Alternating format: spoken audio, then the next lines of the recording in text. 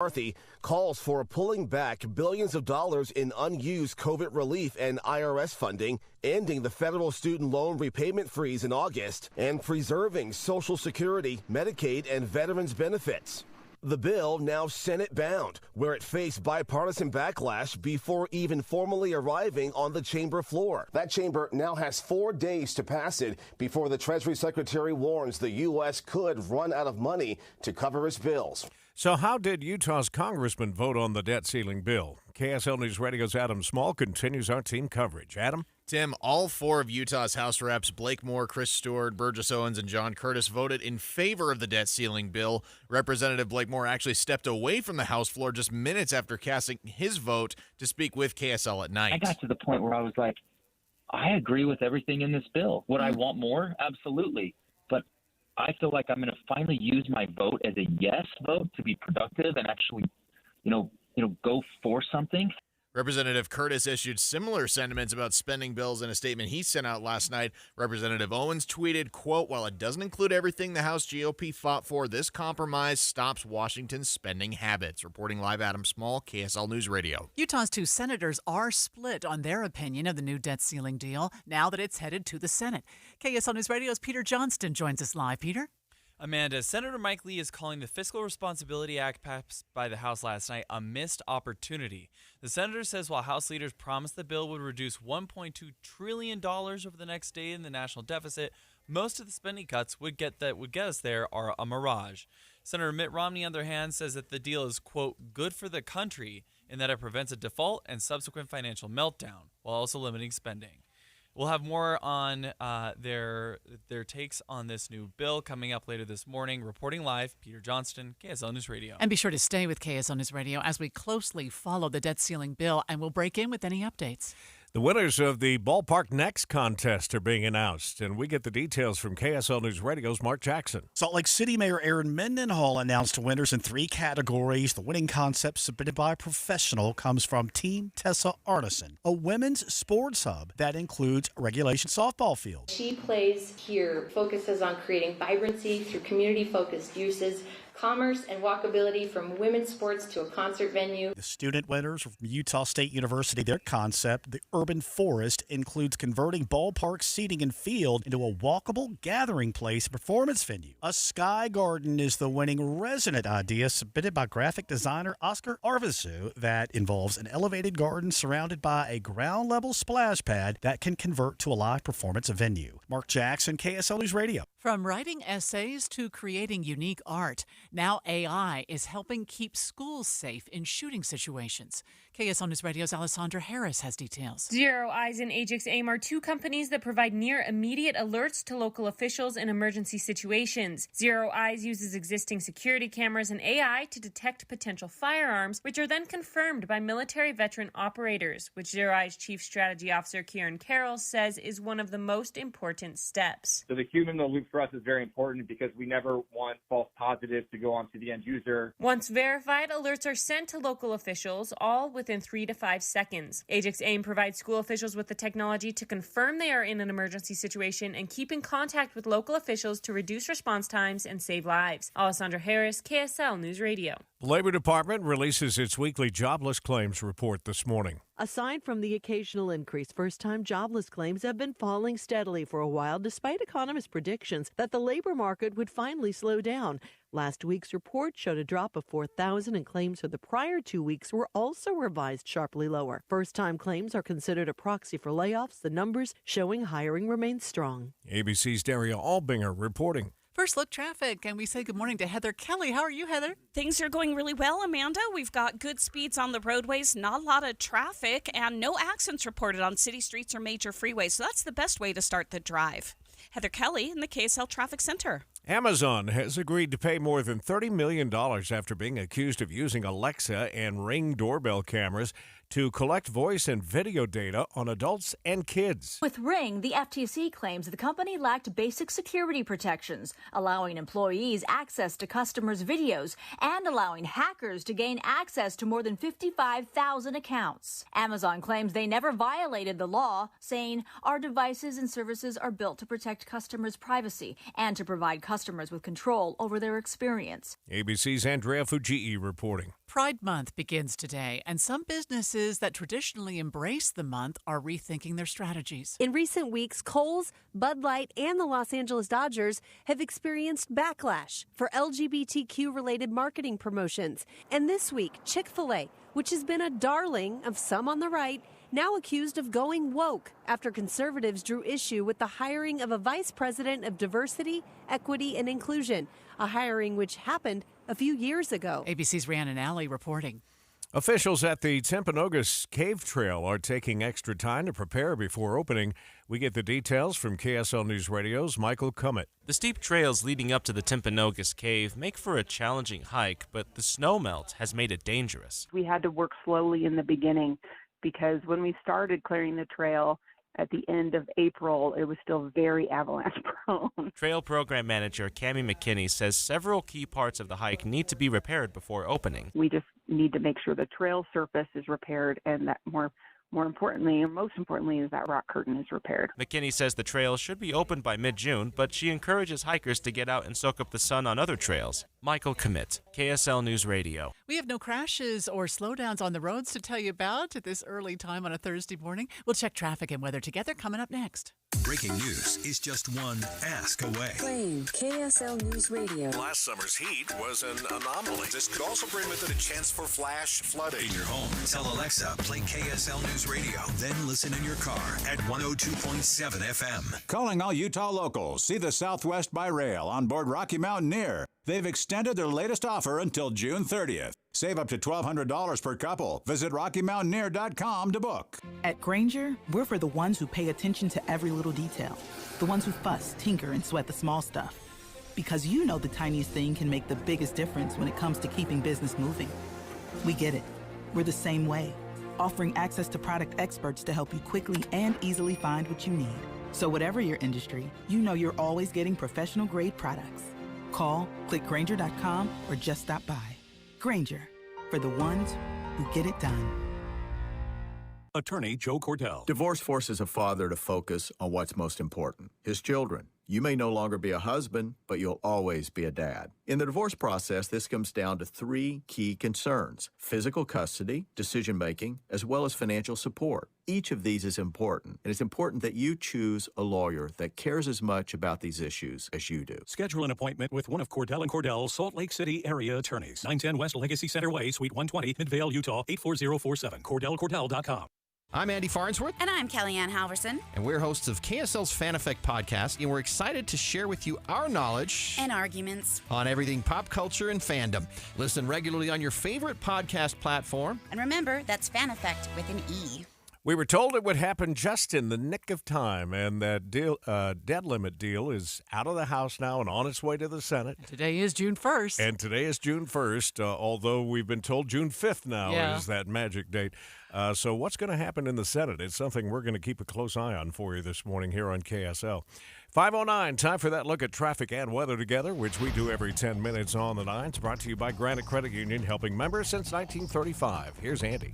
Well, sorry, it's Heather this morning. That's all right. It's a smooth commute right now in the Salt Lake Valley. No delays if you're northbound I-15 from Point of the Mountain into downtown Salt Lake. If you're coming out of Tooele County, you've got good drive on SR-36, I-80, and the 201 freeway. Len. Looking into Davis County, the drive's working smooth early with a great traffic pattern coming out of the Ogden area. You're rolling nicely past the Air Force Base and onto the downtown ramps in a half hour or so. Legacy Parkway and Highway 89 light right now. On the north end of the I-215, no delays. Eric? In Utah County, I-15 rolling right along. A 20-minute drive northbound from Provo to Point of the Mountain. If you're heading out through Provo Canyon, 189 looks good. As does I-80 through Parley's Canyon. You're going out to Park City along the Wasatch Back. You do have a little bit of southbound slowing going past the 248 turnoff if you're southbound US 40 approaching Jordanelle Reservoir. I'm Eric Butler in the KSL Traffic Center. Beautiful start to this Thursday. We'll see a lot of sunshine, but there is plenty of moisture around, so get ready for more thunderstorms to develop this afternoon, sticking around through the early evening, then dying down by sunset. Highs today in the upper 70s, and then tonight drying out. Expect lows in the low 60s, and tomorrow get ready for more storms in 70s. From the KSL Weather Center, I'm Kristen Van Dyke. Starting the morning out there, pretty much where we've been the last few mornings. It's 60 degrees. So there is a new proposed rule from the National Highway Traffic Safety Administration legislation about requiring all cars to have that automatic emergency braking system in all new cars. Yeah. I think most people would be in favor of that, wouldn't they? Yeah, and it can scare you when you're not used to it. If I heard the report right this morning, there's about 90% of the cars do have it already. Oh, they so want to make sure it's all of the cars that are being manufactured. My car's an older car, so I don't have it on mine, but I've driven one that has it, and it is. I think it's a great safety feature. Yeah. We'll find out more in a moment on KSL News Radio. Stay with us at 102.7 FM and 1160 AM. It's Tim and Amanda this morning. Nice to have Amanda back with us here on KSL News Radio, Utah's all-day companion for news. Don't be worried, be ready. KSL News Radio is partnering with Be Ready Utah to provide the plans your family needs for an emergency, the tools and supplies to keep on hand, and the knowledge on how to keep a cool head. It's Be Ready Utah. Listen for Be Ready tips and tools each Tuesday with Dave Dujanovic. Plus, find the latest preparation info at beready.utah.gov. That's beready.utah.gov. Be Ready Utah with KSL News Radio. Lowe's knows the value of quality paint for pros. That's why starting on June 5th, Pro Paint Days are coming to Lowe's. Shop special savings on the products you need for all your paint jobs. Plus, MVP's members can take advantage of an additional limited-time-only paint offer when you shop Valspar and HGTV Home by Sherwin-Williams. Join the Pro MVP's Rewards program today. Offers valid 6/5 to 6/16. Exclusions, restrictions, and more terms apply. See Lowe's.com/L/Pro Loyalty Terms. Subject to change. Email from school about the incident today. Scary. Tell me about it. Did you have any idea that was going on? None. I mean, you saw Derek at the game last night too. Did you have a clue? No, but teachers like me, parents, we don't always know as much as you guys do. Kids hear first about what's going on with other kids. Half the time, it's rumors. It can be hard to tell sometimes, but if you're ever concerned about a friend who's having trouble with alcohol, prescription drugs, bullying, violence, anything, you need to tell an adult. Mom or me, a teacher, coach, school counselor, someone you know and trust. Dad, no kid is gonna tell an adult about that kind of stuff. I get it, but if we don't know, we can't help. Speaking up about a problem, that's what helping a friend is all about. For more information, visit underagedrinking.samhsa.gov. Hey, Derek Overstreet here from the New Millennium Group, financial advisors in Utah. I've been helping people retire in the state of Utah for the last 20 years. The way we do that is we actually find out what is important to you.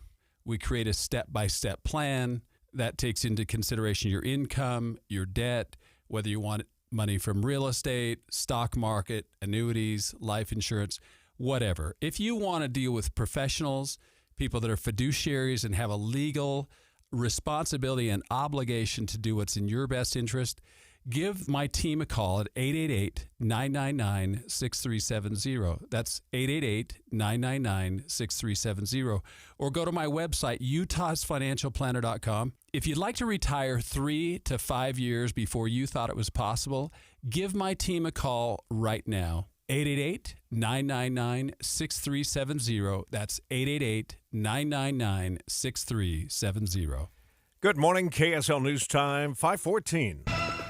The three things you need to know this hour. First, all 4 of Utah's U.S. House representatives voted in favor of the debt ceiling bill. Representative Burgess Owens calling it, quote, the largest deficit reduction in American history. I'm KSL News Radio's Adam Small. Second, tensions between the U.S. and China are having a direct impact on Utah's dairy farmers.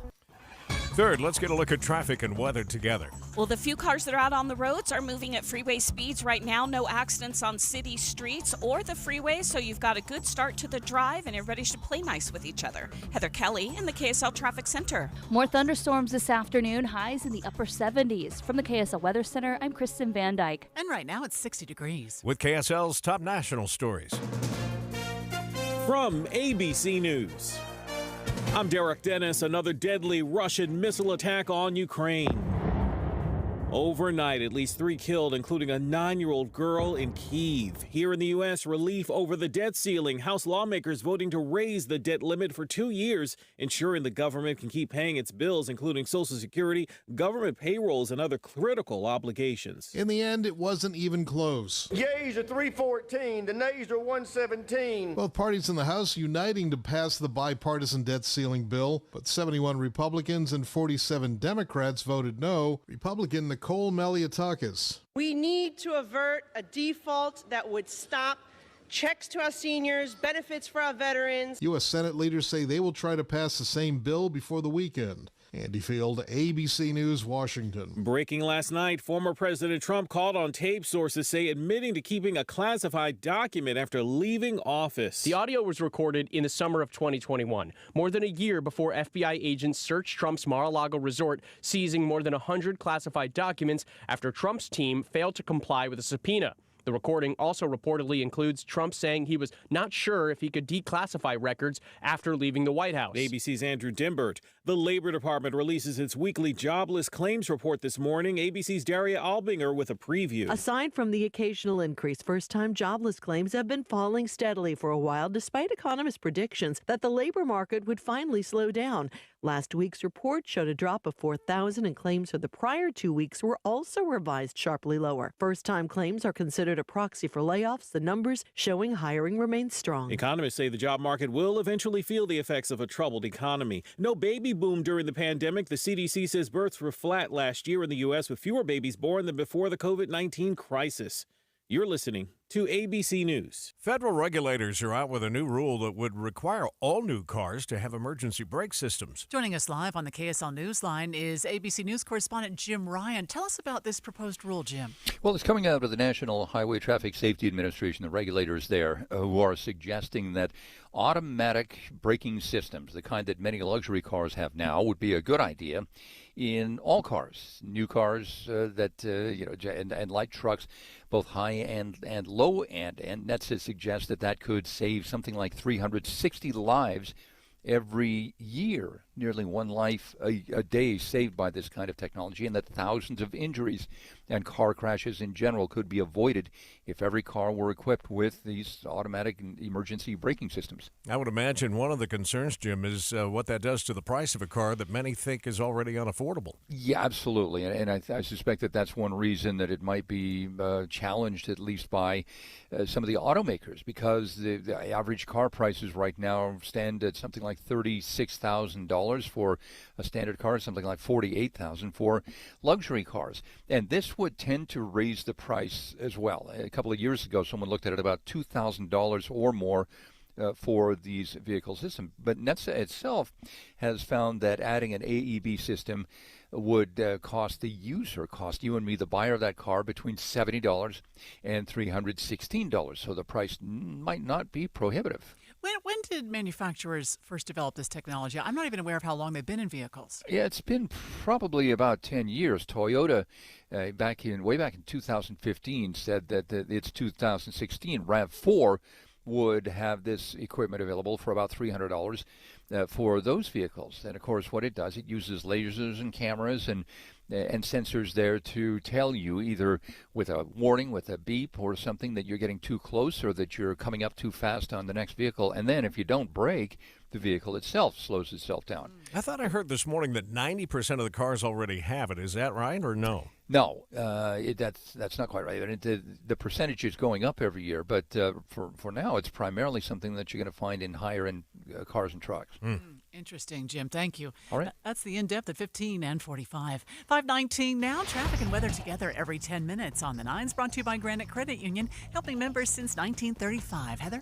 We're still looking at a pretty slow commute right now as far as not a lot of traffic on the roadways. The few cars that are out there are at freeway speeds, though, and it's about a 20-minute drive if you're traveling northbound 15 from Point of the Mountain into downtown Salt Lake. No delays on the West Side Belt, 201 freeway, or city streets. Len. Pretty smooth glide right now as you're coming in from the Roy, Ogden area and points north of there. No real problems on Highway 89 as well as I-84, making your way from South Weber out to Enterprise. I-15 sailing along all the way through Farmington and into the downtown area, and the Legacy Parkway is wide open. Eric? No crashes reported along the stretch in Utah County of I-15 from Santaquin to Point of the Mountain. You're looking at a 30-minute commute and getting over to the freeway. No difficulty so far if you're out in Eagle Mountain, Saratoga Springs, Pioneer Crossing, 2100 North. Both those look good eastbound from Redwood Road over to the freeway. I'm Eric Butler in the KSL Traffic Center. Your KSL 7-day forecast, a high of 79 today with scattered thunderstorms in the afternoon. Then tonight down into the upper 50s and low 60s, and tomorrow partly cloudy skies. We'll see thunderstorms developing again in the afternoon, more numerous for your Friday. Expect a high of 76. And then going into the weekend, we don't get rid of thunderstorm chances. We'll keep the potential for an isolated thunderstorm, a high of 76 on Saturday and then 80 on Sunday. Nice and sunny on Monday, 82. Then more storm chances Tuesday, low 80s. From the KSL Weather Center, I'm Kristen Van Dyke. Looks like these showers today might sneak in here early, around noontime. Right now it's 60 degrees. Another edition of funny texts from last night. Oh, no. So we always come in the morning and we check what the text line was doing last night. And here's one from about 9 o'clock. Talk later, love and prayers. All right. Kisses. You know, we need that. So I know that was probably a mistake, but thank you. We will talk later. And I appreciate the love and prayers. Every time one of these comes through, I ask you the question, have you ever sent a text and immediately known you sent it to the wrong person? Oh, sure. And you, ha, like in slow motion, your life passes before your eyes. Yeah, right. I'm sure when that person got the bounce back from KSL, they thought, oops. Yeah. Well, we appreciate it anyway. By the way, you can text us anytime on the Cyprus Credit Union KSL text line. That's 57500. Markets, I kind of thought maybe we'd get a good jump up today because of the debt ceiling bill passing through the House. Not seeing it yet. We do have some green numbers on futures. We'll share them with you coming up next. Hi, Grandma. What's for dinner? Hey, honey, I'm making stew tonight. Ooh, can Nina come over? I'm not sure about our new friend. I wonder if there's been any drinking going on. Alcohol at her age can lead to so many bad things. I've been meaning to ask you, what would happen if someone offered you a drink? Grandma? This is hard. She's so young, but I know I need to talk to her about it now before someone tries to give her alcohol. If anyone ever does offer you a drink, I want you to say no. I have too much respect for my family, and I don't want to get in trouble. Okay. Really? I promise, Grandma. I love you too. Okay, how about tasting this stew and telling me what you think? Some children may try alcohol as young as 9 years old. It's not too early to talk about drinking. For tips on how to begin the conversation, visit underagedrinking.samhsa.gov. That's underagedrinking.samhsa.gov. This message brought to you by SAMHSA and this station. Hey, this is Dan, the laptop man from PC Laptops. Your dirty computer could burn your whole house down, maybe even your whole neighborhood. Scary. If you own a computer, you want to keep it clean from physical dirt, dander, boogers, pet hair, and all that gross stuff that builds up inside your fans and components. I've seen computers where people haven't cleaned them for like a decade. These blocked fans can cause massive heat buildup, and it could actually cause an electrical fire. A dirty computer can also run really slow, so your performance is very degraded. Now, normally to clean a computer, many stores charge over $100 to do this kind of cleaning and disinfection. But at PC Laptops, we'll do it for you no matter where you bought your PC for absolutely free. So bring your PC into any PC Laptops right now, or just check us out at PCLaptops.com. We're going to clean this thing for you. PCLaptops.com. At PC Laptops, we really love you. We're watching Utah's Money, brought to you by Trajan Wealth, your trusted local fiduciary advisors, TrajanWealth.com. Your next vacation could be planned by artificial intelligence. Why not? German travel agency startup Get Your Guide raised $194 million from investors to expand in the U.S. and invest in AI tools to expand their language abilities. The question is, why do you need to rely on an outside service? If you have ChatGPT or something on your phone, it would probably just do it for you at home, wouldn't it? It's just going to be everywhere, I would imagine. Yeah. Nordstrom topping sales expectations, even though their shoppers are spending less. The company's CEO says he's encouraged by their momentum, even in a tough economic environment. Dollar General shareholders are working to get an audit of the company's safety policies. The dollar store chain is now facing more than $20 million in federal fines for safety hazards and have been facing growing pressure from workers and activists to better protect their workers. We were down yesterday at the closing bell. The Dow was off 134, about 0.4%. The S&P down 0.6, and the Nasdaq also down percentage-wise about the same, off 82. This morning we have some green numbers, but not what I expected. I kind of thought we'd have a nice bump this morning to start the day. The Dow's up, but only 22 points. The S&P is up 12. The Nasdaq in the green by 34. Maybe they're waiting to get the final word. Yeah, it's not done yet. Not done yet. We have normal speeds on I-15 in the valley. All the highways looking good heading into the mountains. We will check traffic and weather together in a moment here on KSL News Radio. I can't wait for what's next. Even with higher stroke risk due to atrial fibrillation, an irregular heartbeat not caused by a heart valve problem. Eliquis, the Apixaban tablets, reduces stroke risk. It's the #1 cardiologist-prescribed blood thinner. Don't stop taking prescription Eliquis without talking to your doctor, as this may increase your risk of stroke.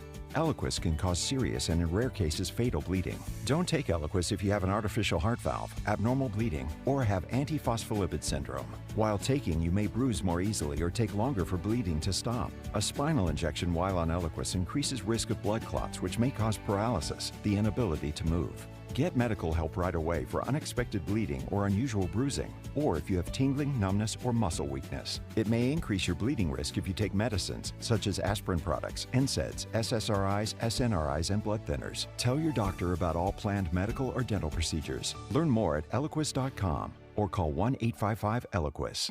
Over the years, you've brought them into your home. You were prescribed opioids after the C-section, when Dad injured his back, when your basketball star tore his ACL. Opioids helped with the pain, and you held on to them just in case. But did you know holding on to unused opioids puts your family at risk? Opioids are powerful pain-reducing prescription medicines, but most people who are prescribed opioids don't finish their prescriptions. So millions of unused opioids are sitting in homes across the country. And tragically, more than 100 Americans die every day from overdoses involving opioids. What can you do to protect your family? Remove the risk of unused opioids from your home. Pills, patches, or syrups in drawers, purses, and cabinets, anywhere they might be hiding. To find out how to dispose of them properly, visit www.fda.gov/drug disposal. A stranger with a gun came upon two teens taking pictures under a rising full moon. But violence is only the beginning of this story. Sometimes I thought, there are no miracles. Yeah, there are, and this is a big one. I'm Amy Donaldson, and I've spent my career talking about how lives are undone by violence. The Letter is a podcast about how lives are remade. Follow The Letter at theletterpodcast.com or wherever you get your podcasts. We're lucky in Utah to enjoy all 4 seasons. These storms, they bubble up and move quick, and then they zip on out. Sometimes all in one day. We did have a tornado warning that was issued. June means everything from hailstorms to 100-degree days. That's why you need traffic and weather together. Every 10 minutes on the 9s on KSL News Radio. KSL News Time 529. Traffic and weather together, brought to you by Granite Credit Union, helping members since 1935. Heather Kelly's in the traffic center this morning. And things are looking pretty good, Tim, all across the Salt Lake Valley and in Tooele County as well. We haven't had a report of any accidents so far, which is the way we want to keep it.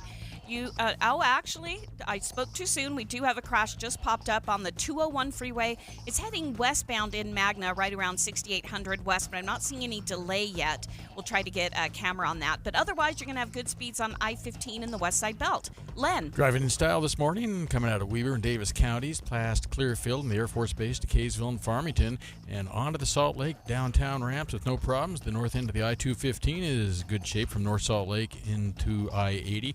And it looks like Highway 89 is wide open, as well as SR 193 going by the base to the south entrance. Eric?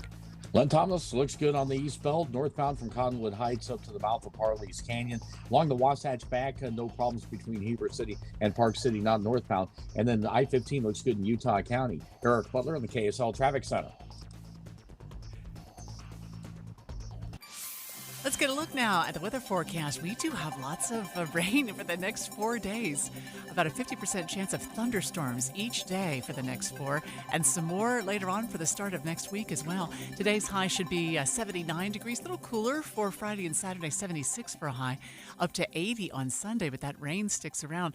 The clear day, if we get it, will be Monday, but there's still a slight chance of showers on that day as well. Right now, it's partly cloudy at 59 degrees. You're listening to Utah's Morning News with Tim Hughes and Amanda Dixon on KSL News Radio, 102.7 FM and 1160 AM. Good morning, KSL News Time, 5:30. KSL's top story this hour. A lot of people are moving to Utah, and a new report is shedding light on where they're coming from. Hint, it's not just California. KSL News Radio's Adam Small is live with details. Adam? Amanda, while California took up 6 spots on the top 10 counties of origin for new Utahns, only one California county broke the top 5. According to the study from the Kim C. Gardner Policy Institute, the top 5 counties people migrated to Utah from between 2015 and 19 were Clark County, Nevada, Maricopa County, Arizona, Los Angeles County, California, King County, Washington, and my old stomping grounds of Madison County, Idaho. The Phoenix area was also the overwhelming favorite place for Utahns to move from over the same time period. And as many people know, Utah was the fastest growing state in the last U.S. Census. This report estimates Utah took in over 120,000 new people per year. Reporting live, Adam Small, KSL News Radio. Search and rescue teams are handling more calls this season than any other season in recent history. KSL News Radio's Britt Johnson has details on how one county is dealing with the demand. Kane County Sheriff Tracy Glover is on the State Search and Rescue Advisory Board and says there's been a huge influx of incidents. It's more like 10 times the issues that we've seen. And search and rescue efforts come with a big price tag. Close to $10,000 just in helicopter fuel costs alone. Luckily, Glover thinks they do have enough in the State Search and Rescue Fund to deal with the surge. Thanks to legislation that helps bring in revenue, people can also donate to the efforts. Britt Johnson, KSL News Radio. Attention people who visited Dinosaur National Monument last Sunday and encountered a bat. Health officials want to have a chat. KSL News Radio's Peter Johnston is live to explain. Peter? Amanda, officials say the bat was acting erratically and might have shown some signs of rabies. Tri-County Health Department, which oversees Daggett, Duchesne, and Uinta counties, says in a statement that visitors who have physical contact with a bat should clean the area with soap and water immediately and seek medical attention. Then, those people should notify the National Park Service Office of Public Health. Bats are the single biggest carrier of the disease here in Utah. There's only 1% of bats with rabies in reality, but small scratches can transmit the disease while going largely unnoticed. The disease can usually be fatal when not addressed by medical professionals in a hospital. Reporting live, Peter Johnston, KSL News Radio. Police in West Jordan continue to investigate what led to a long standoff in West Jordan. We get the details from KSL TV, Shelby Lofton. Several streets right off of 13 South were blocked off during this hours-long standoff. Homeowners were seeing SWAT team members climbing up on the roof. We saw drones flying. We saw police canines, and they were using megaphones trying to make contact with the person inside the townhome. Police tell us 2 women were involved in this incident. They also said there were reports one of the women had a knife. Shelby reports that after getting a warrant, officers went into the townhome and arrested the woman with the knife.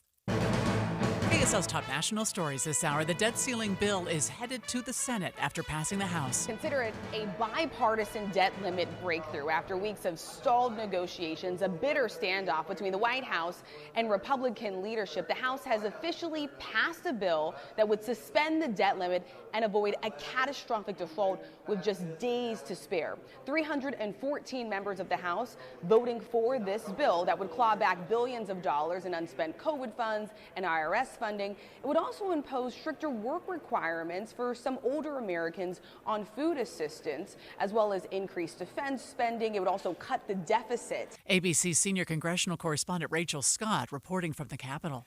NATO foreign ministers are meeting in Oslo, Norway to discuss Ukraine's future and the war against Russia. We have an intense focus on the support that we're continuing to provide to Ukraine to make sure that it prevails against the Russian aggression. U.S. Secretary of State Antony Blinken says leaders also talked about Sweden's process of joining NATO. First look traffic now, and here is Heather Kelly. We still have really good speeds on all the major freeways. There is a minor fender bender westbound 201 freeway approaching 7200 West in Magna. It's over on the right shoulder. It's not causing any delays. And traffic's starting to fill in just a little bit on the I-15 corridor, but not enough to slow anybody down. Heather Kelly in the KSL Traffic Center. Salt Lake City officials are close to signing off on a new plan that would add 10,000 new housing units in the city over the next few years. Officials are working to keep up with Salt Lake's speedy growth and rising rent prices. They're calling the plan a bold response to Salt Lake's housing shortage. KSL.com reports the new units are geared toward lower-income populations. It will be a mix of affordable and deeply affordable units. The plan doesn't stop at housing, though. It also includes other programs to help low-income households by boosting equality and keeping families from getting displaced from neighborhoods. The Salt Lake City Council is set to vote on the plan this month. Kate Davis, KSL News Radio. New federal data out today shows teenage birth rates have fallen to their lowest levels ever. ABC's Nicole Westman has more. It's a combination of factors. Some of the main things that folks point to when we talk about drops in teen pregnancy rates are one, teens having less sex. So some data does suggest that teens are having less sex than they may be used to, and those numbers are dropping. And also it's access to more and more effective birth control for teens in the United States. The CDC report shows the birth rate among 15 to 19-year-olds in 2022 was just over 13 women per 1,000. Tensions between China and the U.S. are being felt not in the rooms of diplomacy, but in the fields of Utah farmers. World Trade Center Utah's Stephen Lefevre told me the current trade relationship between China and the USA has been under strain. I look more at agriculture as a whole, and you look at that, and it's fairly stable. But as you break it down, to your point, you see that, for example, livestock and dairy have declined. And specifically this year or the last year, it's been quite low. From Utah last year, China only imported 25% of what they had the year before, something being felt by Utah farmers like Ron Gibson across the state. I can't tell you how many dairies have gone out of business in the last 4 months in the state of Utah. I mean, we're getting real close to 100 dairies in the state now. Just 30 years ago, we had 500. Yurikard Bell, KSL News Radio. Coming up in just a moment, we'll get another look at your morning commute. So far, so good out there on the roads. We'll check it next on KSL. Start your day with all news in the morning. Then hear Dave and Dejanovic talk about the biggest stories from 9 to noon. Ron DeSantis, he's a solid number 2. The coach once told me, if you're not first, you're last. Breaking news, important talk, all morning on KSL News Radio. Any Hour Services can help unclog any drain in your house, whether you have a backup, a clog, or a slow drain you want fixed. Call Any Hour Services or visit anyhourservices.com. Hi, it's Tori DeVito. In every family, small conversations can make a big impact. I grew up on tour with my parents. Kind of different, but we bonded over music just like other families do over sports, camping, or other interests. And we talked. Little everyday conversations from silly to serious that built a foundation over time. Honest conversations, like when my dad shared his experiences as an alcoholic. Your honesty about that part of your life gave me a sense of integrity that I wanted to uphold in my own life. And I was so grateful that you and Mom had become these sober, stable people who were always there for me. I wanted you to know, from someone who's been in recovery more than 30 years now, that hard work is what creates success, not alcohol or other drugs, whether it's music or anything else. I said it a lot, and I'm glad you took it to heart. Talk, they hear you. For more information about talking with your kids about underage use of alcohol and other drugs, visit underagedrinking.samhsa.gov. The movie show's coming up tomorrow 9 to noon, of course, and you can join Doug and Steve. They'll be live at the Fat Cats in Bluffdale, broadcasting live. Fat Cats Bluffdale, you'll find them at 139 South Redwood Road. 5:39, traffic and weather together every 10 minutes on the 9s, brought to you by Granite Credit Union, helping members since 1935. Heather? The only issue we have on the roadways in the Salt Lake Valley is a minor fender bender on westbound 201 freeway just before you get to 7200 West in Magna. Most of the traffic is heading eastbound, so there's no delays in that area. And if you're on northbound I-15, which is where most of our traffic is, it's still at speed from Point of the Mountain into downtown Salt Lake. Len. Heather, looks like a few more cars and trucks on I-15, but still a great drive before the sunrise. Ogden to Layton and on through Kaysville to the North Interchange and onto the downtown ramps in Salt Lake City. Legacy Parkway and Highway 89 are still smooth. It looks like one very short stretch of slowing coming off of I-80 on the north end of I-215, right there at where I-80 joins I-215. Eric? It's a normal 28-minute drive northbound I-15 Utah County from Payson to Point of the Mountain. If you're heading out to Heber City, 189 through Provo Canyon looks good, and I-80 through Parley's Canyon right now, that's also in good shape. I'm Eric Butler in the KSL Traffic Center. Another beautiful day today, but we will have those thunderstorms developing again this afternoon. For the morning hours, though, lots of sunshine and temperatures will quickly warm. Expect highs in the upper 70s, so pretty close to average for this time of the year. Thunderstorm chances start to develop right after the lunch hour, and we'll keep scattered thunderstorms around through the evening. Highs in the upper 70s today, then down into the low 60s tonight, and tomorrow, more afternoon thunderstorms. From the KSL Weather Center, I'm Kristen Van Dyke. There's at least a 40% chance of showers every day for the next 7, and it may even go beyond that. Right now, partly cloudy out there, 59. All 4 members from Utah in the House of Representatives voted for the debt ceiling compromise last night. We'll have more on the deal just ahead on KSL News Radio. Stay with us at 102.7 FM and 1160 AM, and thanks for waking up early with Tim and Amanda on KSL News Radio, Utah's all-day companion for news. Higher taxes, soaring inflation, record low interest rates, and the skyrocketing cost of healthcare. The list goes on. Retiring successfully today is a lot more complicated than ever before. Learn how you could tackle the biggest challenges that you'll face in retirement today. Don't miss a special edition of Retirement Solutions Radio. It's this Saturday afternoon at 3 o'clock, right here on KSL News Radio 102.7. Can an insurance bot ever really understand your needs? Do you think I'd benefit from bundling my auto and home coverage? Searching for homes with car dealerships nearby. Sure, robots listen, but do they understand you? At Farm Bureau Financial Services, we'll help you save money and time by bundling your auto and home insurance. Find an agent at fbfs.com/protect. It's your future. Let's protect it. Farm Bureau Property and Casualty Insurance Company, Western Agricultural Insurance Company.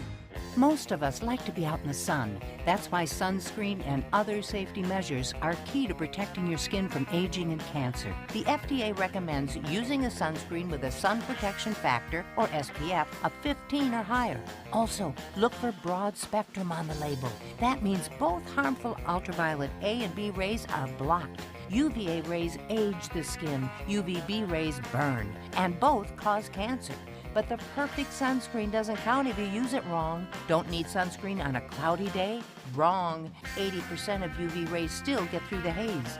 Only use sunscreen at the beach? Nope. Anytime you're outside, UV rays attack the skin, so you need protection. And you have to reapply sunscreen every 2 hours. Remember, SPF plus broad spectrum equal healthy fun in the sun. Visit www.fda.gov/sunscreen for more information. A message from the U.S. Food and Drug Administration. A stranger with a gun fires on 2 teens, shattering lives. But that's only the beginning of this story. Listen to The Letter at theletterpodcast.com or wherever you get your podcasts. Social Security is with you through life's journey from birth to retirement. As your life changes year to year, so do your needs. For over 80 years, Social Security has helped to meet your needs and is committed to improving access to the services that make a difference in your life. Today, you can verify your earnings, estimate your future benefits, apply for retirement, manage your benefits, and even change your address, all from the comfort of your home. Social Security's online services help put you in control with secure access to your information anytime, anywhere, allowing you to spend more time with family, friends, or simply just enjoying the day. Social Security, securing today and tomorrow. See what you can do online at socialsecurity.gov. Produced at U.S. taxpayer expense. Good morning, KSL News Time, 5:44.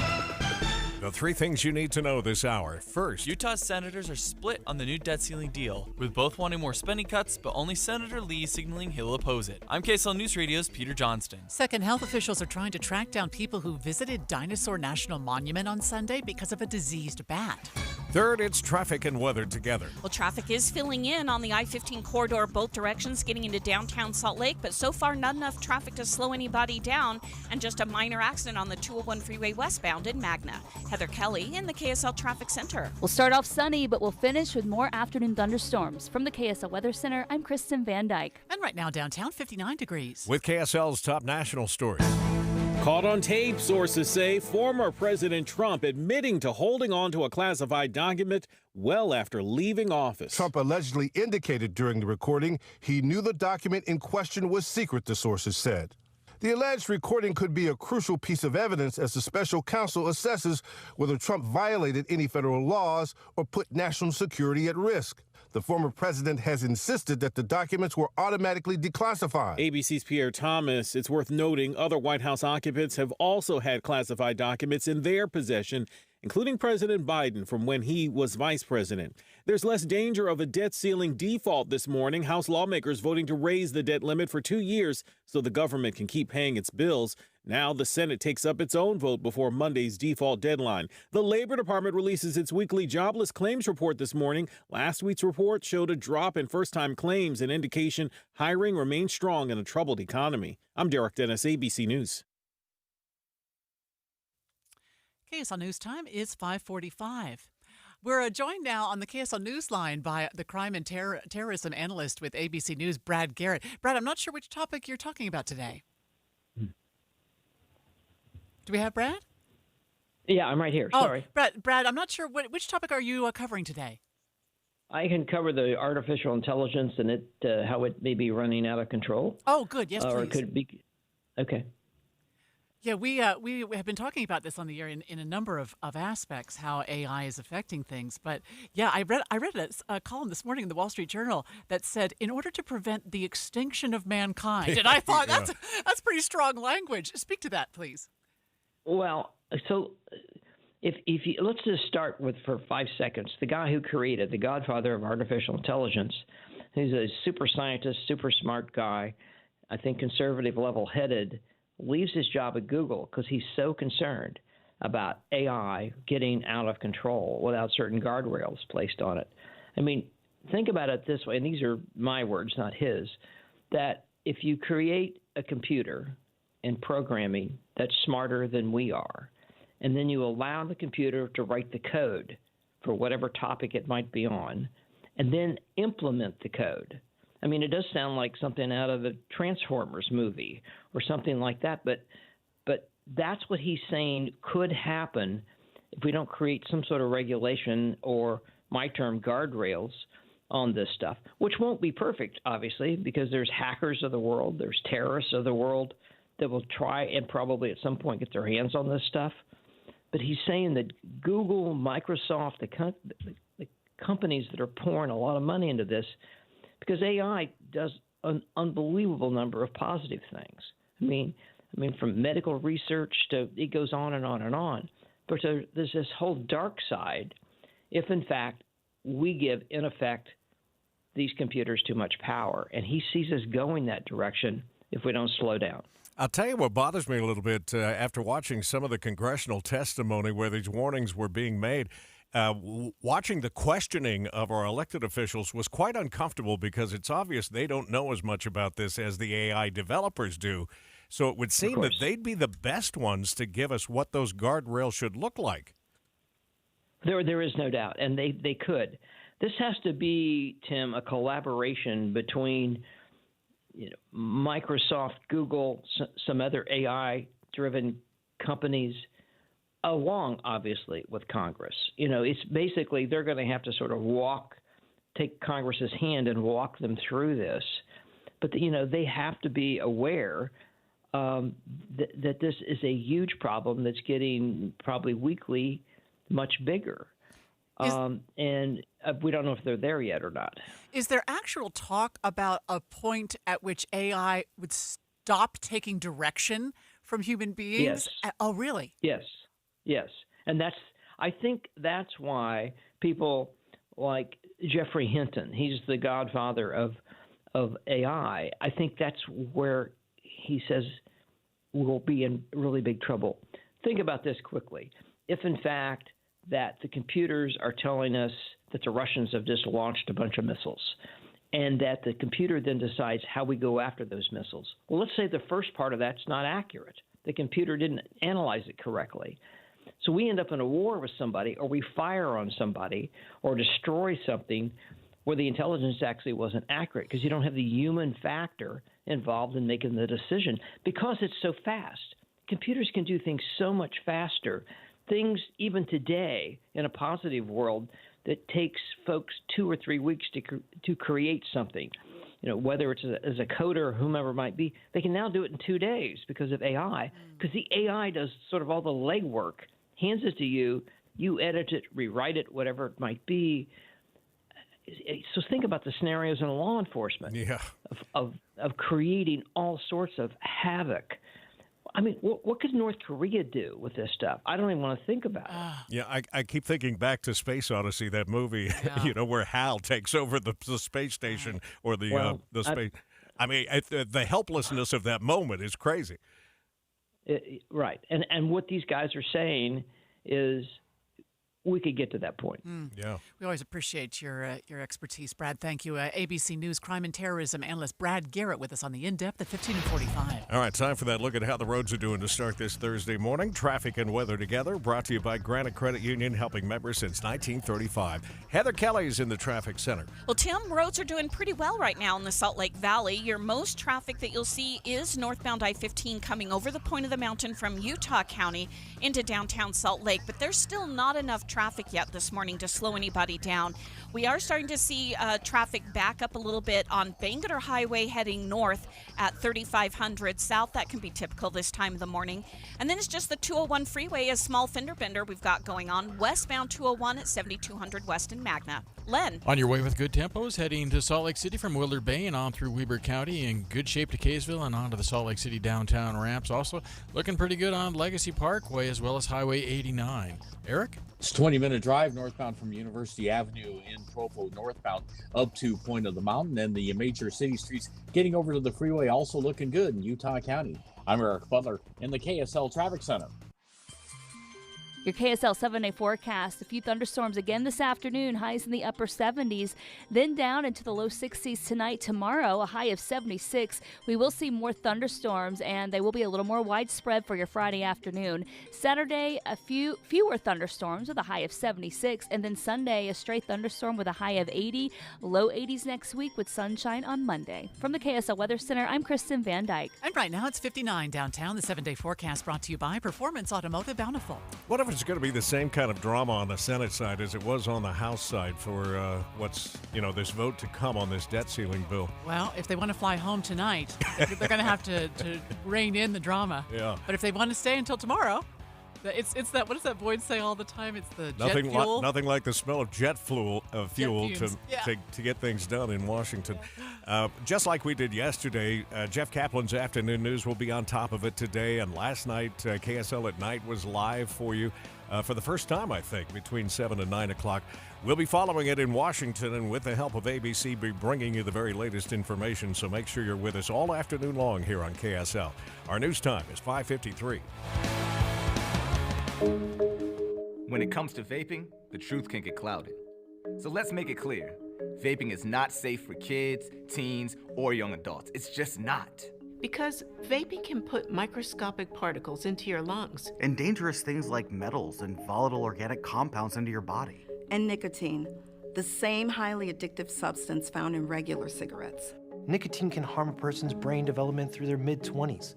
Affecting learning, memory, attention, and impulse control, and priming the brain for other addictions. Vaping products also come in kid-friendly flavors that can make them appealing to youth. And many kids also use other drugs, like marijuana, in vaping devices. With appealing flavors, high nicotine levels, and lots of promotion on social media, many kids think vaping is harmless, but it's not. So talk to your kids about the risks of vaping, because when you talk, they hear you. For more information, visit underagedrinking.samhsa.gov. I'm Jenny Taylor. And I'm Michelle Scharf. We are excited to invite you to listen to our podcast, Relentlessly Resilient.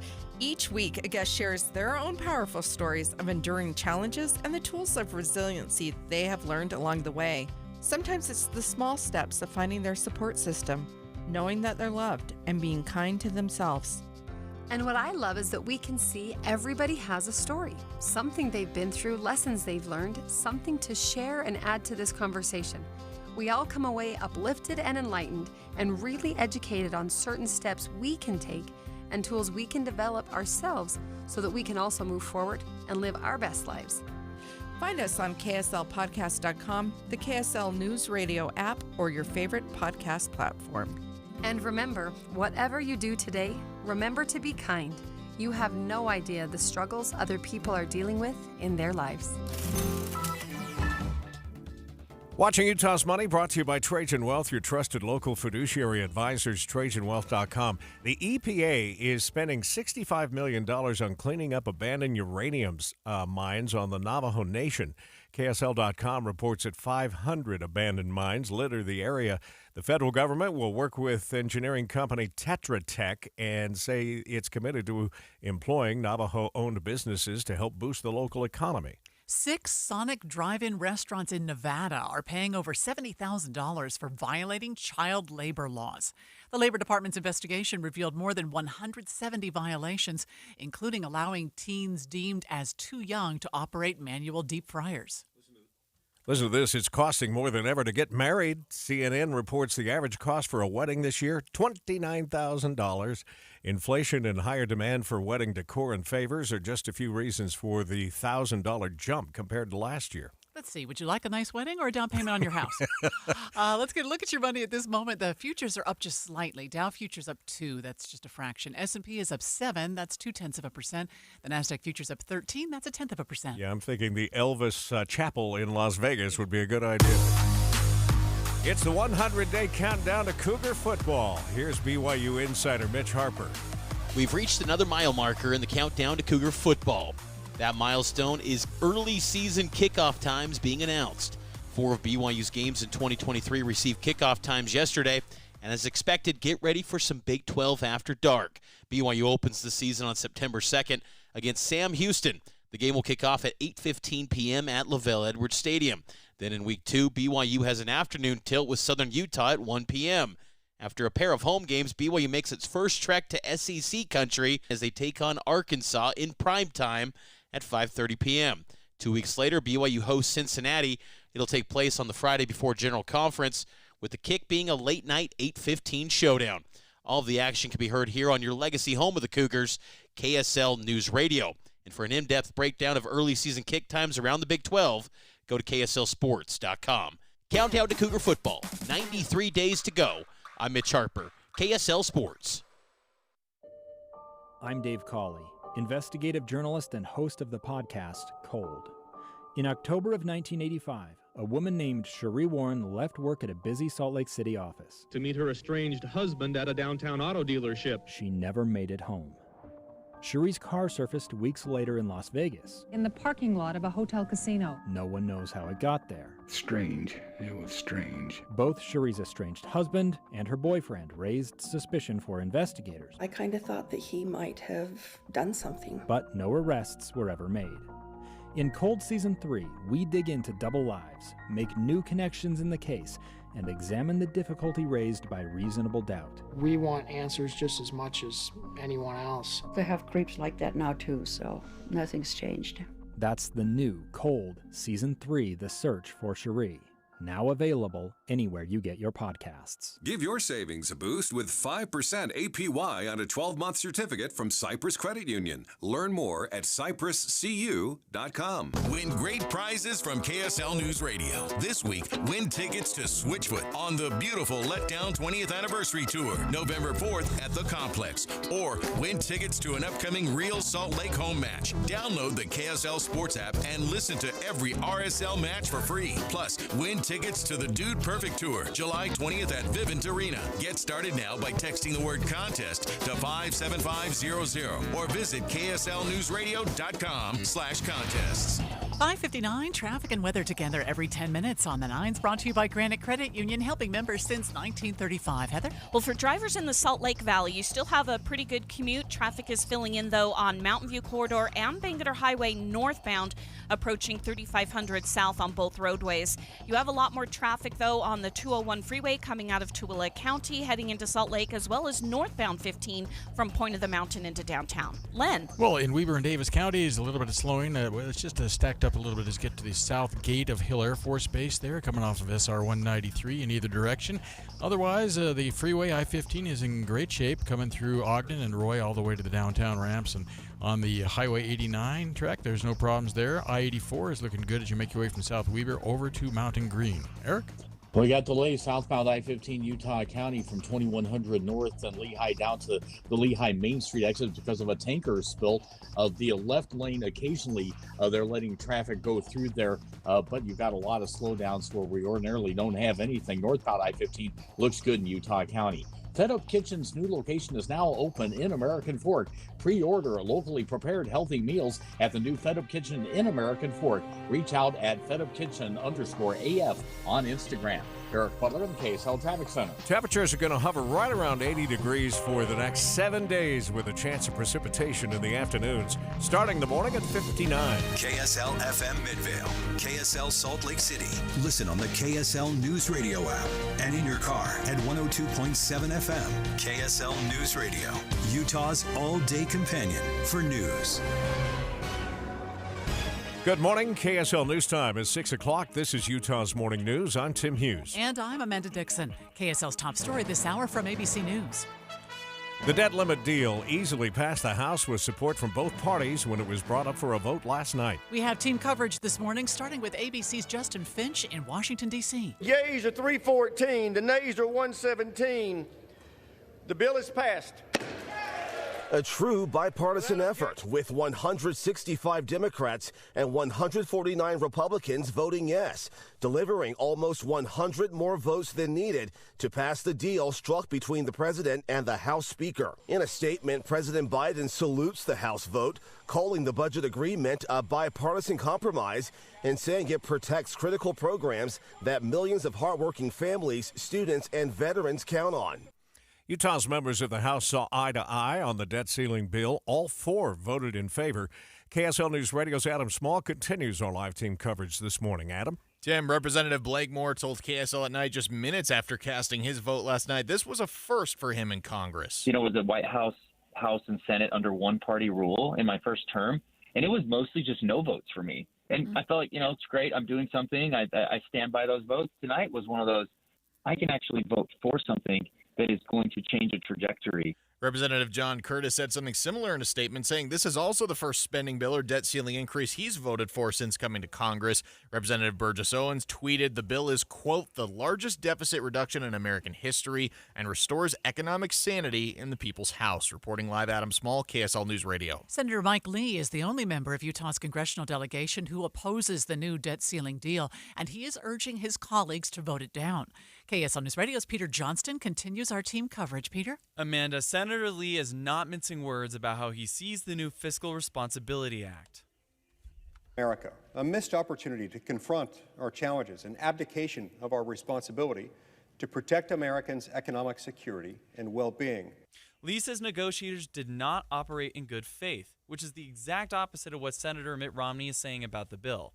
While Romney wishes the New Deal would cut government spending more deeply, he says it does represent a, quote, good faith bipartisan compromise. Senator Lee says he will vote emphatically against the bill. Reporting live, Peter Johnston, KSL News Radio. Winners have been selected in the Ballpark Next Design Competition in Salt Lake City. Categories included the professional design. The winner, Team Tessa Arneson, focuses on a women's sports hub. That includes a regulation softball field. The student winners included Nicholas Tate Barney and team from Utah State University. Uses include a ballpark market and park, dining opportunities, food truck space, a duck pond and boardwalk, garden space, and a walking trail and skating ribbon. Resident winner Oscar Arvisu's winning submission includes an elevated garden which surrounds a ground-level splash pad that can convert into a live performance venue. There were cash prizes awarded as well. Mark Jackson, KSL News Radio. There's a move to use artificial intelligence to help schools detect guns on campus.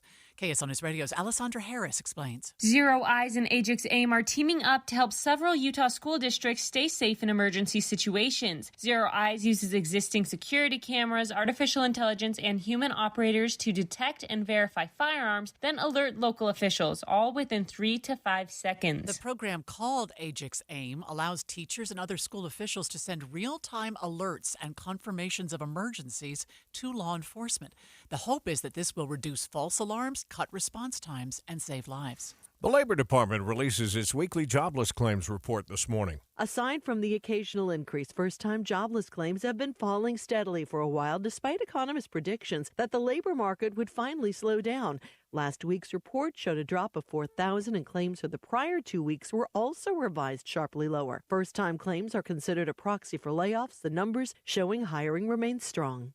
ABC's Daria Albinger. First look traffic now, and here's Heather Kelly. We do have a tanker with an oil spill in Lehigh. This is southbound I-15 approaching Main Street. Only 2 left lanes of the freeway are open at the moment, and that is causing traffic to back up almost to 2100 north in Lehigh. So it's going to take you a bit of time to get southbound in Utah County. But everybody else is still at speed. Heather Kelly in the KSL Traffic Center. Amazon has agreed to pay more than $30 million after being accused of using Alexa and Ring doorbell cameras to collect voice and video data on adults and kids. The Federal Trade Commission says Amazon sacrificed privacy for profits and that it unlawfully stored voice recordings, geolocation information, and video for years. According to the complaint, Amazon promises customers it will delete users' data upon request.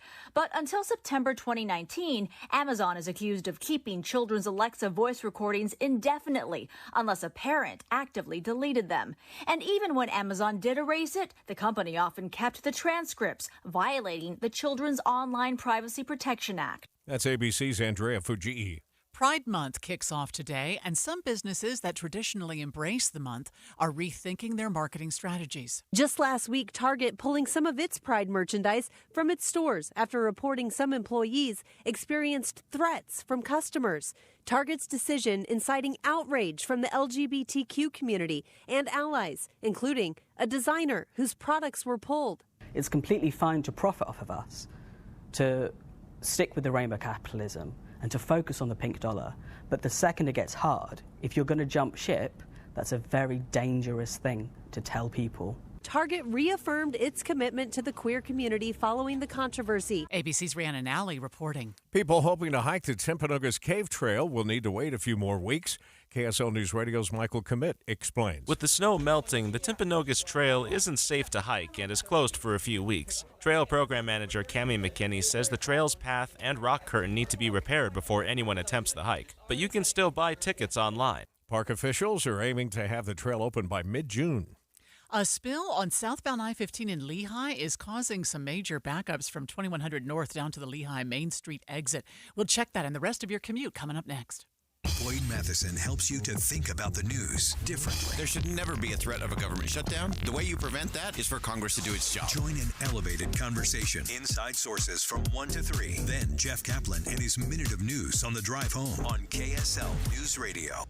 Our state's children face a serious threat from the vaping industry, but thanks to state leaders and the Utah Health Department, Utah established the strictest nicotine standards for vaping in the United States to protect our kids. However, the vaping industry sued, claiming their sales and profits are down. Now they're pushing the Health Department to hand control of vaping regulations to the federal government. We can't allow that to happen. The proposed change would automatically increase nicotine levels in vape pens and reintroduce fruity flavors that entice our kids back into Utah convenience stores. Visit StopKidsVaping.com today and make your voice heard. Utah should maintain state control, preserve our 3% nicotine limitations, and prevent vaping flavors from returning to Utah convenience stores. Together, we can secure a better future for our children. Join us at StopKidsVaping.com and tell the Health Department, protect our kids. Paid for by Prosperous Utah Communities. Picture this,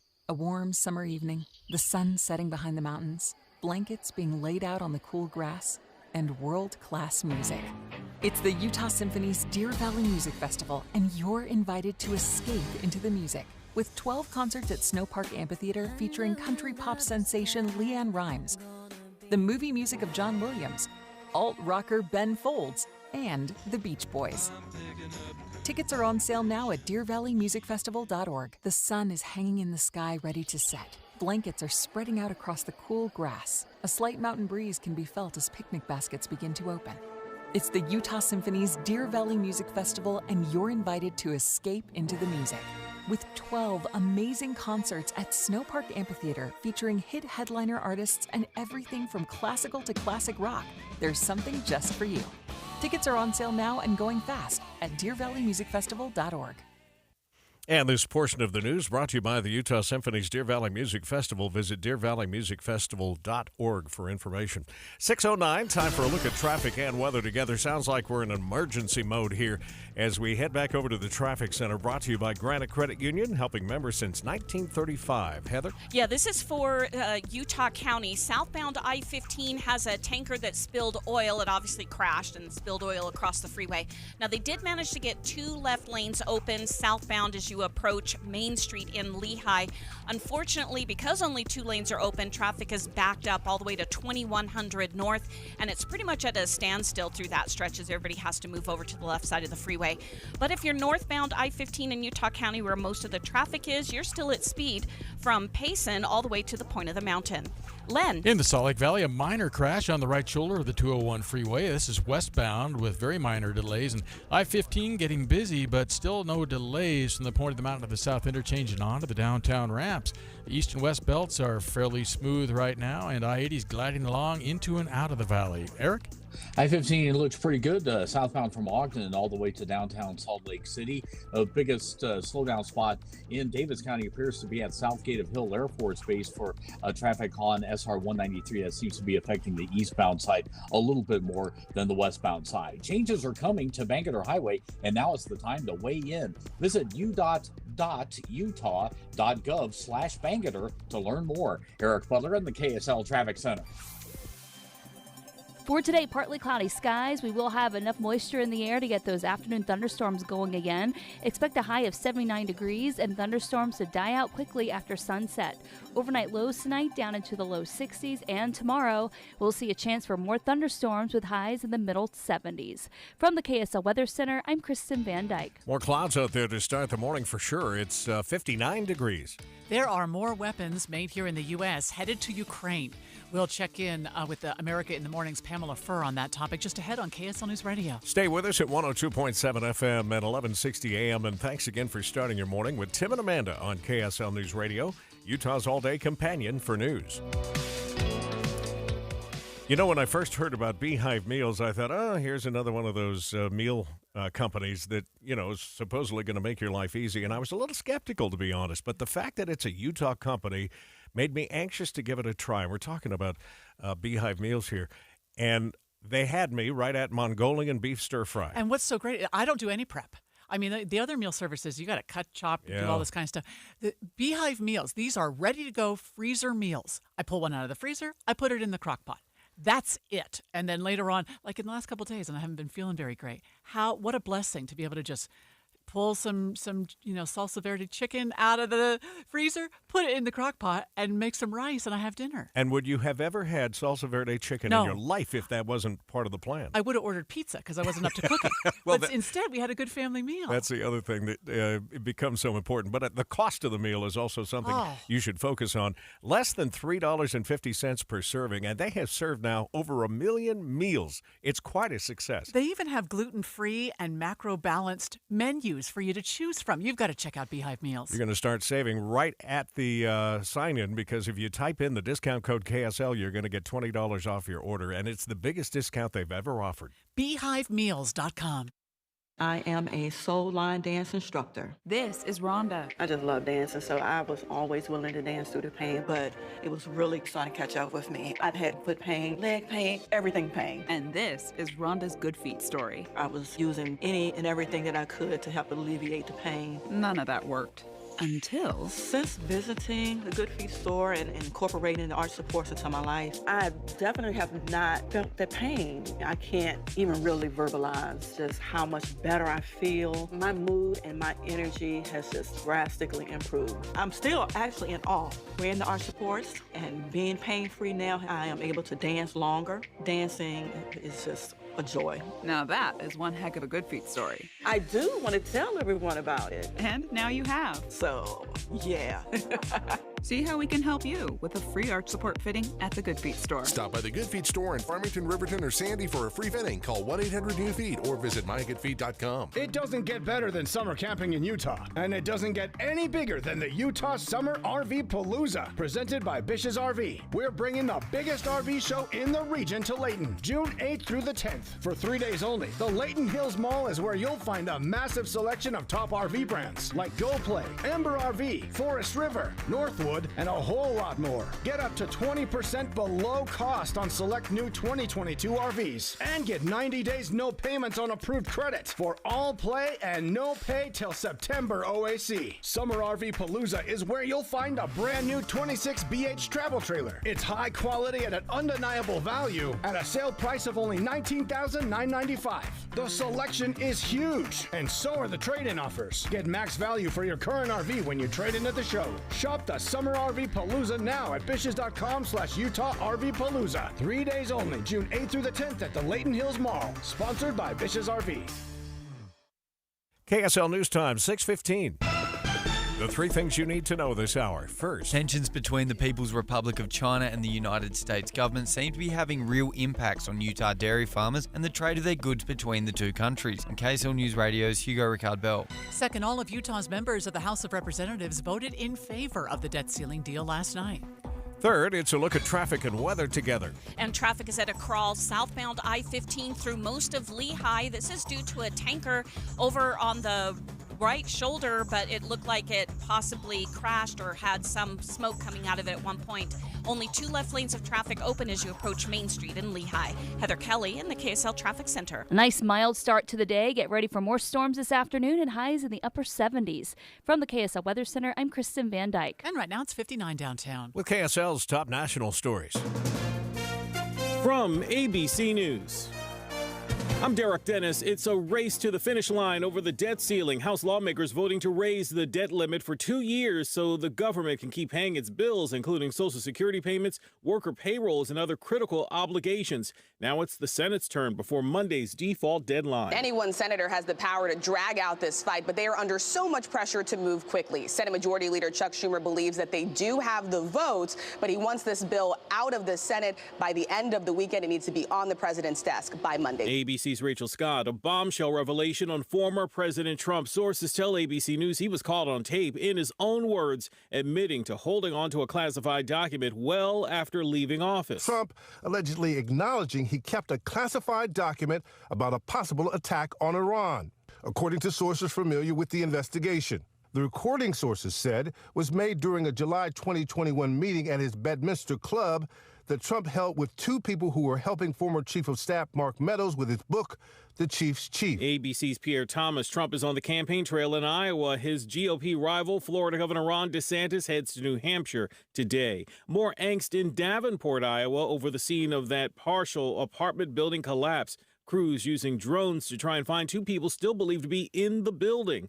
Authorities weighing the danger, saying it's just weak and could further collapse. You're listening to ABC News. Let's go in depth here. More U.S. weapons on their way to Ukraine after President Biden signed off on a new aid package. We get the update from America in the Morning's Pamela Furr. President Biden approved what totals up to $300 million and includes additional munitions for drones and an array of other weapons. National Security spokesman John Kirby telling reporters on Wednesday. We've got an upcoming package here, which will be the 39th drawdown of equipment from the Department of Defense inventories using presidential drawdown authorities.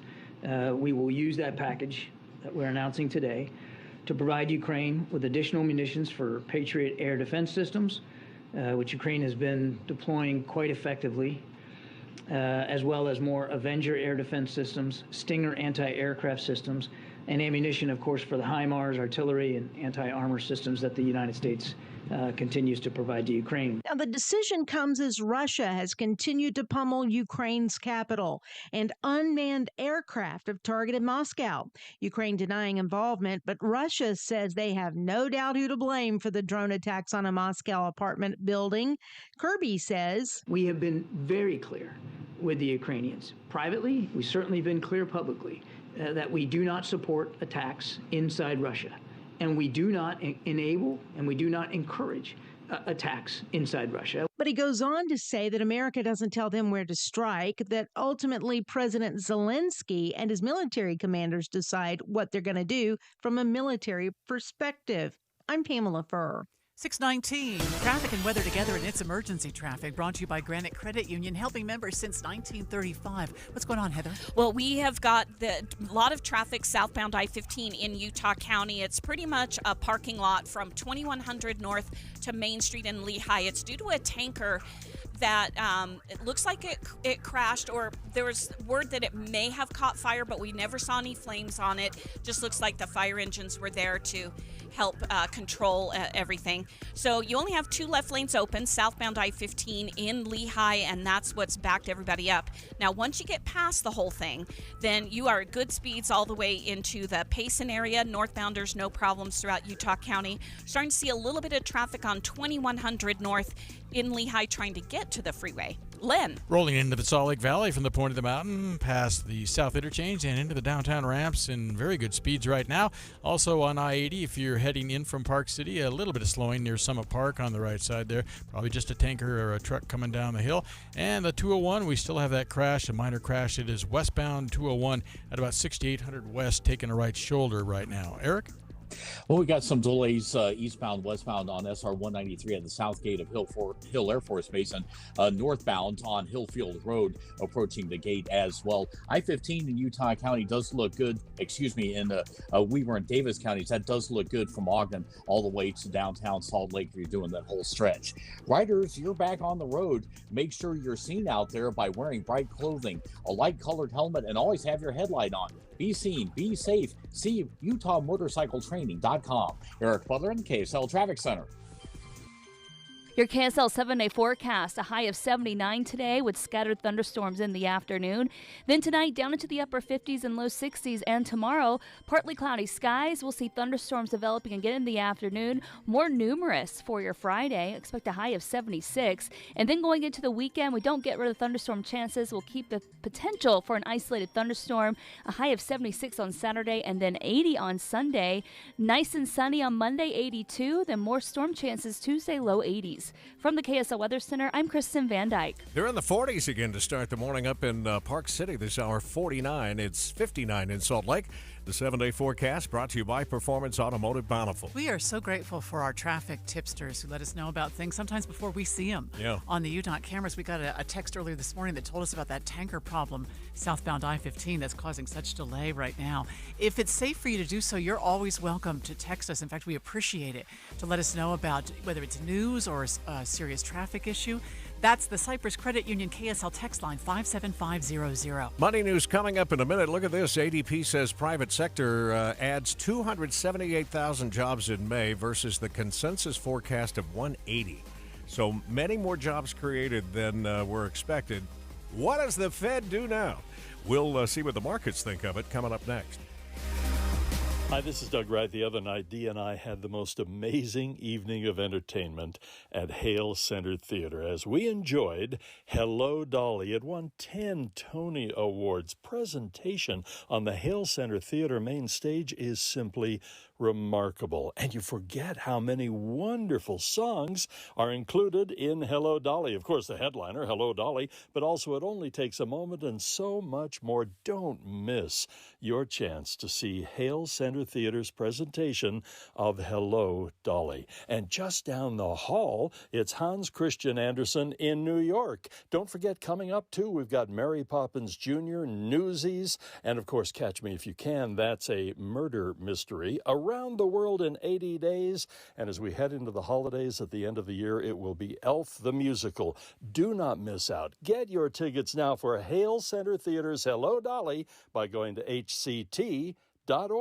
Anywhere fans go to cheer on their team, there are behind-the-scenes MVPs, ensuring everything is game day ready. We see you, Joe, fixing seats so every fan can enjoy every game.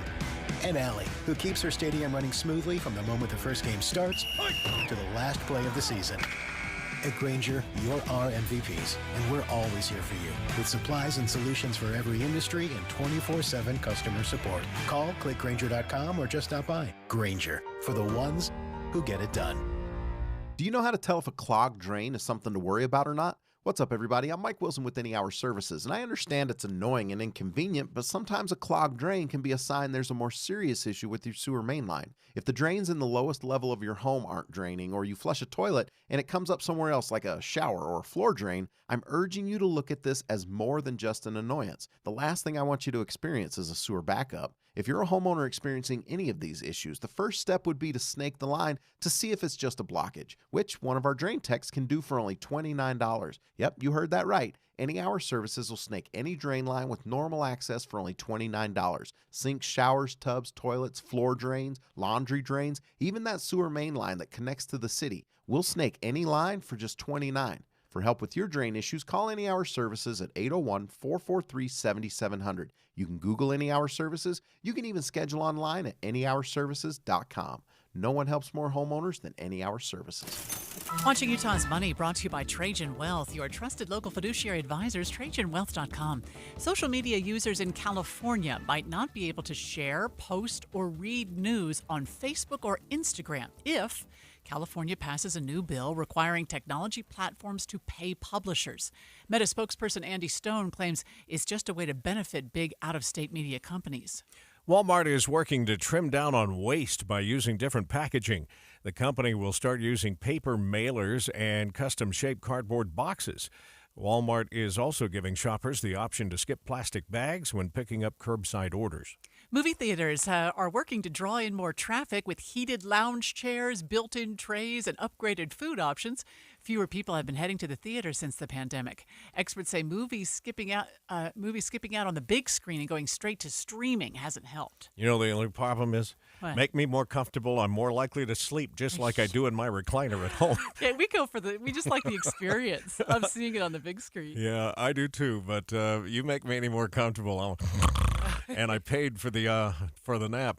The Dow is down about 38 points this morning. Here we go. The S&P still up just 1 point, and the Nasdaq has turned negative on that ADP news a moment ago. It's down 17. The biggest problem spot for drivers looks like southbound I-15 in Lehigh. Also, some backups from Main Street to 2100 North, and those continue as well. We'll check traffic and weather together coming up next. These are emails filling your employees' inboxes. Downloads beaming from device to device. And any one of them could be a cyber attack.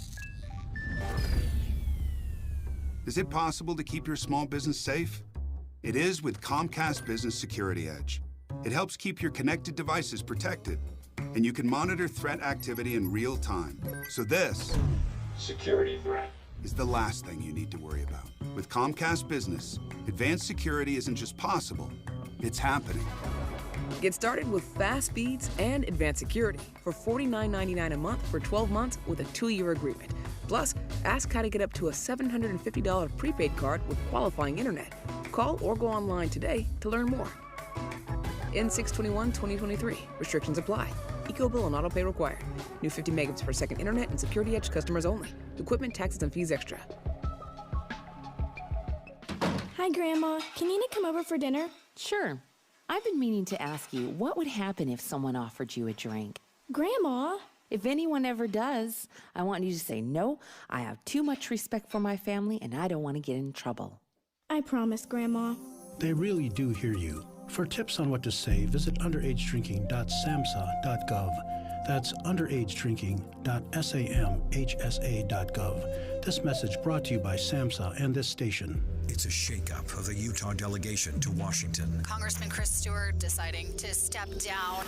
The governor has to announce a special election schedule. The seat will soon be vacant. This all sets the stage for a special election and new member of Congress. We're updating the story as it happens on KSL News Radio.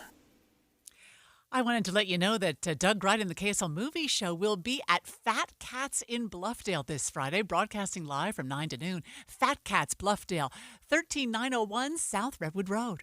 KSL News Time 6:29, and yes, it's an emergency traffic situation already this morning. Brought to you by Granite Credit Union, helping members since 1935. It's the Lehigh area, right, Heather? Yeah, this is southbound I-15. We had a tanker that crashed, I believe, into the right shoulder, spilled a little bit of oil. Fire crews were up there to help clean everything up. But they had all but one left lane open for a while, southbound 15, so traffic backed up to 2100 north. Now they've opened all but the far right lane. So all lanes are open except for the right lane and shoulder. And so traffic is starting to ease up, but it's going to take a little bit of time for everybody to clear out.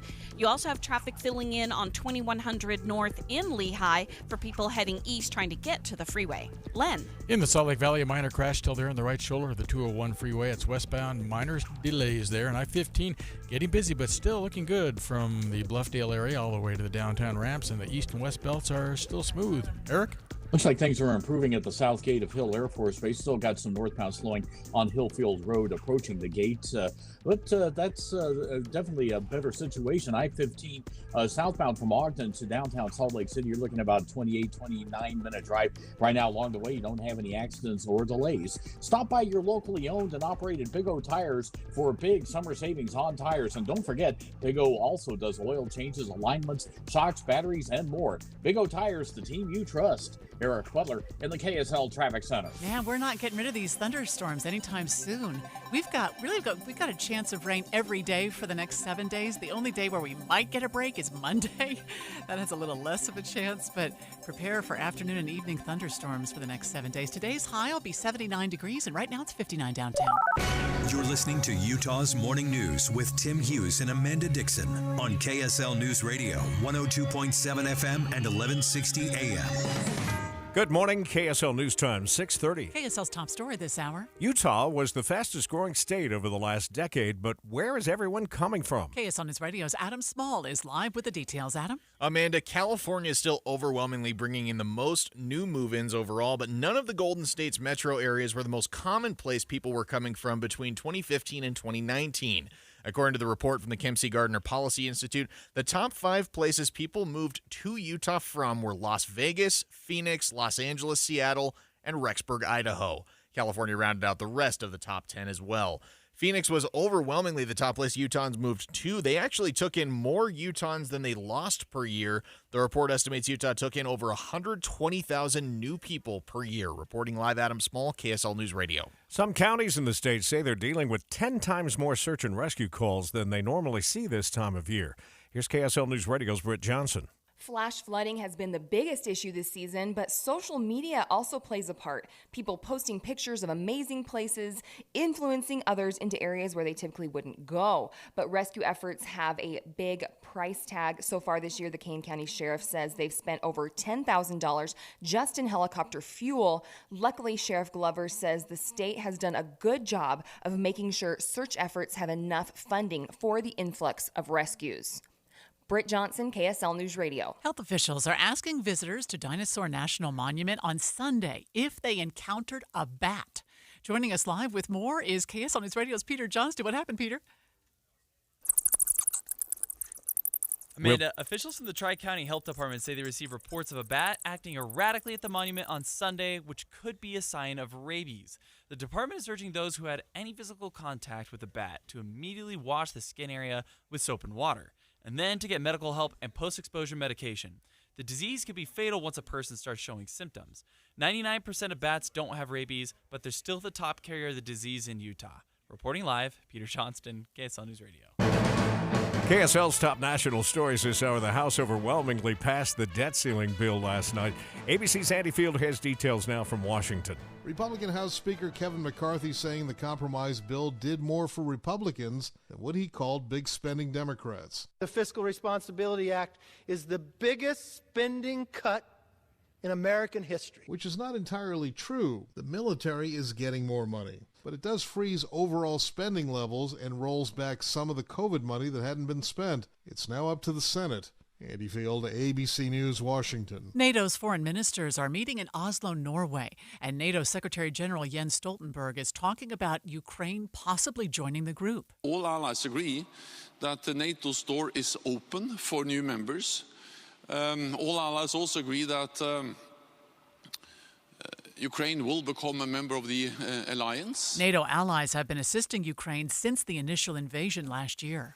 Federal prosecutors are in possession of an audio recording from nearly 2 years ago where former President Trump appears to acknowledge having classified documents. ABC News has not obtained the recording, but sources say Trump references a document which he claimed was about a potential attack on Iran, while indicating he was aware of the legal concerns surrounding the possession of the secret document.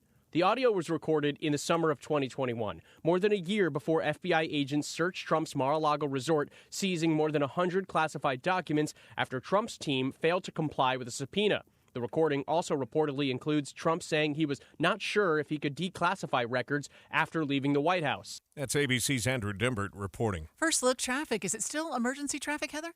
No, not emergency traffic. We have 5 out of the 6 lanes open southbound I-15 in Lehigh, and so only the right lane and shoulder are blocked. Traffic is quickly getting back up to normal speed. You'll still be a little bit slow as you approach Main Street in Lehigh, but overall it shouldn't be too much of an extra time on your drive. Heather Kelly in the KSL Traffic Center. 10,000 new housing units could be coming to Salt Lake City if a new plan passes the city council.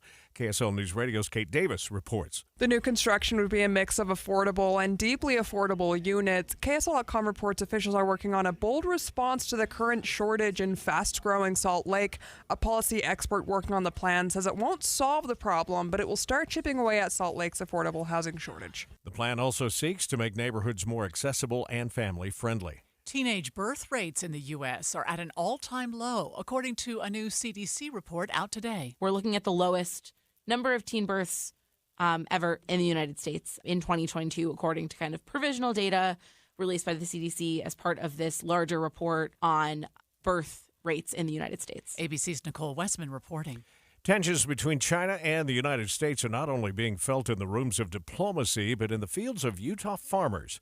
We get the details from KSL News Radio's Hugo Reckard-Bell. World Trade Center Utah's Stephen Lefevre told me the current trade relationship between China and the USA has been under strain. You know, I look more at agriculture as a whole, and you look at that, and it's fairly stable. But as you break it down, to your point, you see that, for example, livestock and dairy have declined. And specifically this year or the last year, it's been quite low. From Utah last year, China only imported 25% of what they had the year before, something being felt by Utah farmers like Ron Gibson. I can't tell you how many dairies have gone out of business in the last 4 months in the state of Utah. I mean, we're getting real close to 100 dairies in the state now.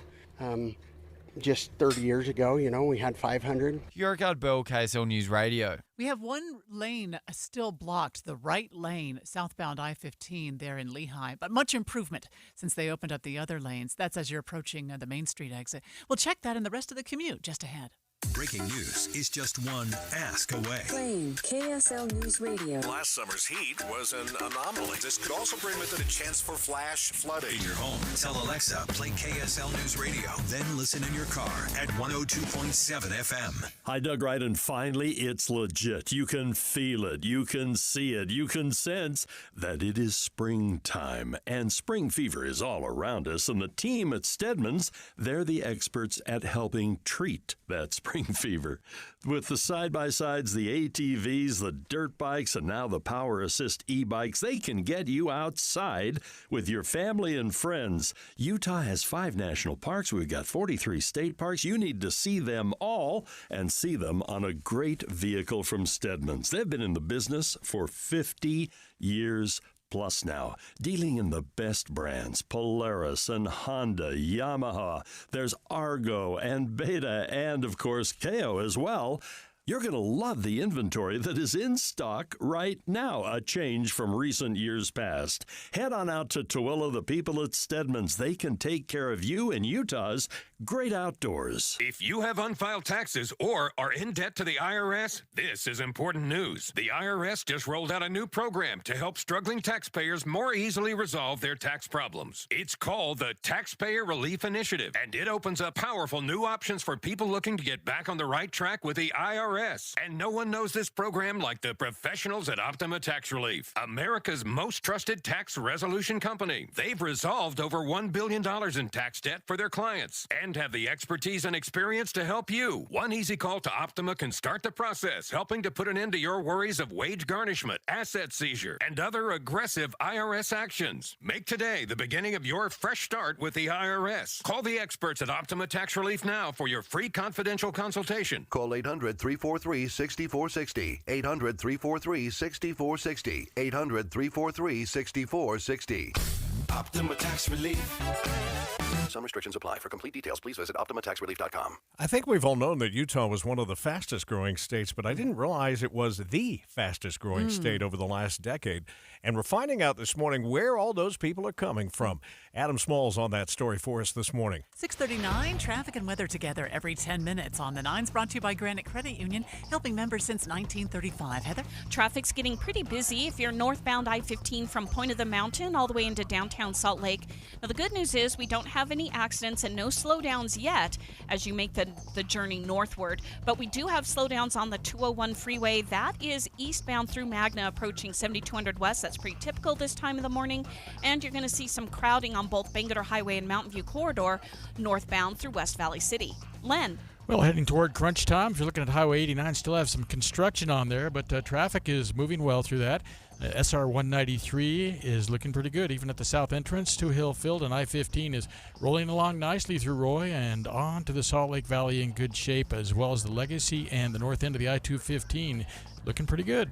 Eric? We've still got southbound slowdowns, I-15 between 2100 North and Lehigh's Main Street, but it is improving now that most of the lanes are open. The one far right lane is still blocked. This was all because of a tanker spill earlier. Northbound I-15, Utah County, that's looking just fine from Provo to Point of the Mountain. That's a 20-minute drive if you're getting on at University Avenue. I-80 through Parley's Canyon, looking good if you're going out to the Kimball Junction exit, going to Park City.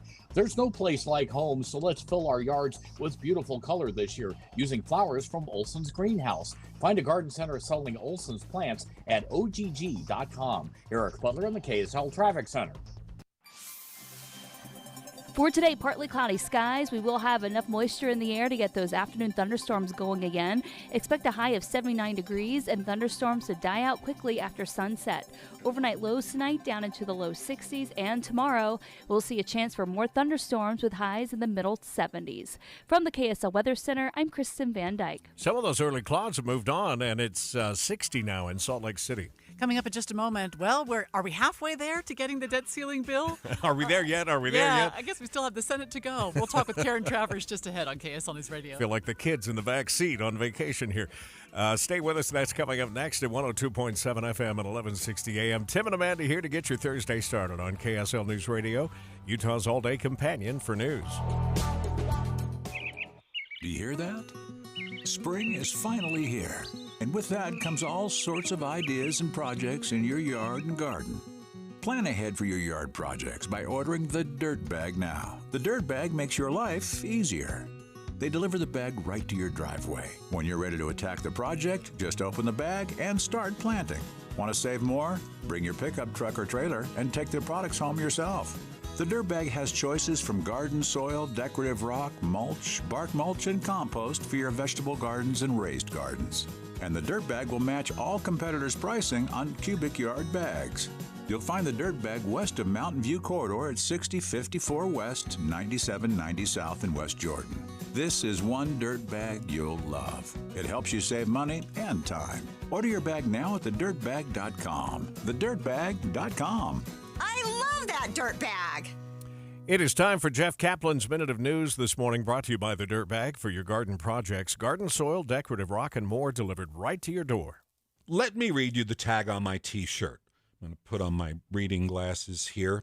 It was made by a company called Blue 84. 52% cotton, 48% polyester, made in Mexico, RN number 99659, and there are 4 little emojis. There's an iron, a cup, a triangle with an X through it, And a record player? I have no idea what they mean, but this is the law. The shirt or blouse you're wearing right now has to have a tag or label, your pants, your dress, your underwear. It must be tagged with its fiber content, country of origin, and the name of the business that made it. It's the law. And you know what happens when you break the law. But I shot a man in Reno just to watch him die. Well, not exactly the prison Johnny Cash sings about. The violators of the label law will face stiff fines. These laws have been on the books for more than 50 years, but you know what's not required on the label? The size. Because size is subjective. Anyone who shops at Amazon knows an XL from China is really large, or maybe a medium. But for all the rules and regulations, there's no need for big clothing tags with little letters anymore. The fashion industry wants to save itself the aggravation and just attach one little QR code on shirts, pants, skirts, blouses. You would just boop it with your phone, and it would lead you to a web page with fiber content, care instructions, maybe even a coupon if you're scanning it at the store. Ralph Lauren is a leading advocate for QR codes instead of those big itchy tags, but don't expect a rule change anytime soon. In Congress, they can't even agree on a budget. And politicians love labels. I hang my head and cry. Jeff Kaplan's Minute of News, only on KSL News Radio. And Jeff will be back this afternoon, of course, 3 to 7 o'clock. Make sure you're here as well. KSL News Time is 6:44. The three things you need to know this hour. First, while California still accounts for the most people moving to Utah, in a new report, the most common metro areas people are coming in from are actually Las Vegas and Phoenix. I'm KSL News Radio's Adam Small. Second, some counties in the state say they're dealing with 10 times more search and rescue calls than they normally see this time of year. Third, a check of traffic and weather together. There's still a little bit of slowing southbound I-15 in Lehigh approaching Main Street because the right lane and shoulder are blocked. But right now, everybody's still at speed on the major freeways across the Wasatch Front. Heather Kelly in the KSL Traffic Center. More thunderstorms this afternoon, highs in the upper 70s. From the KSL Weather Center, I'm Kristen Van Dyke. And right now it's 60 downtown. With KSL's top national stories.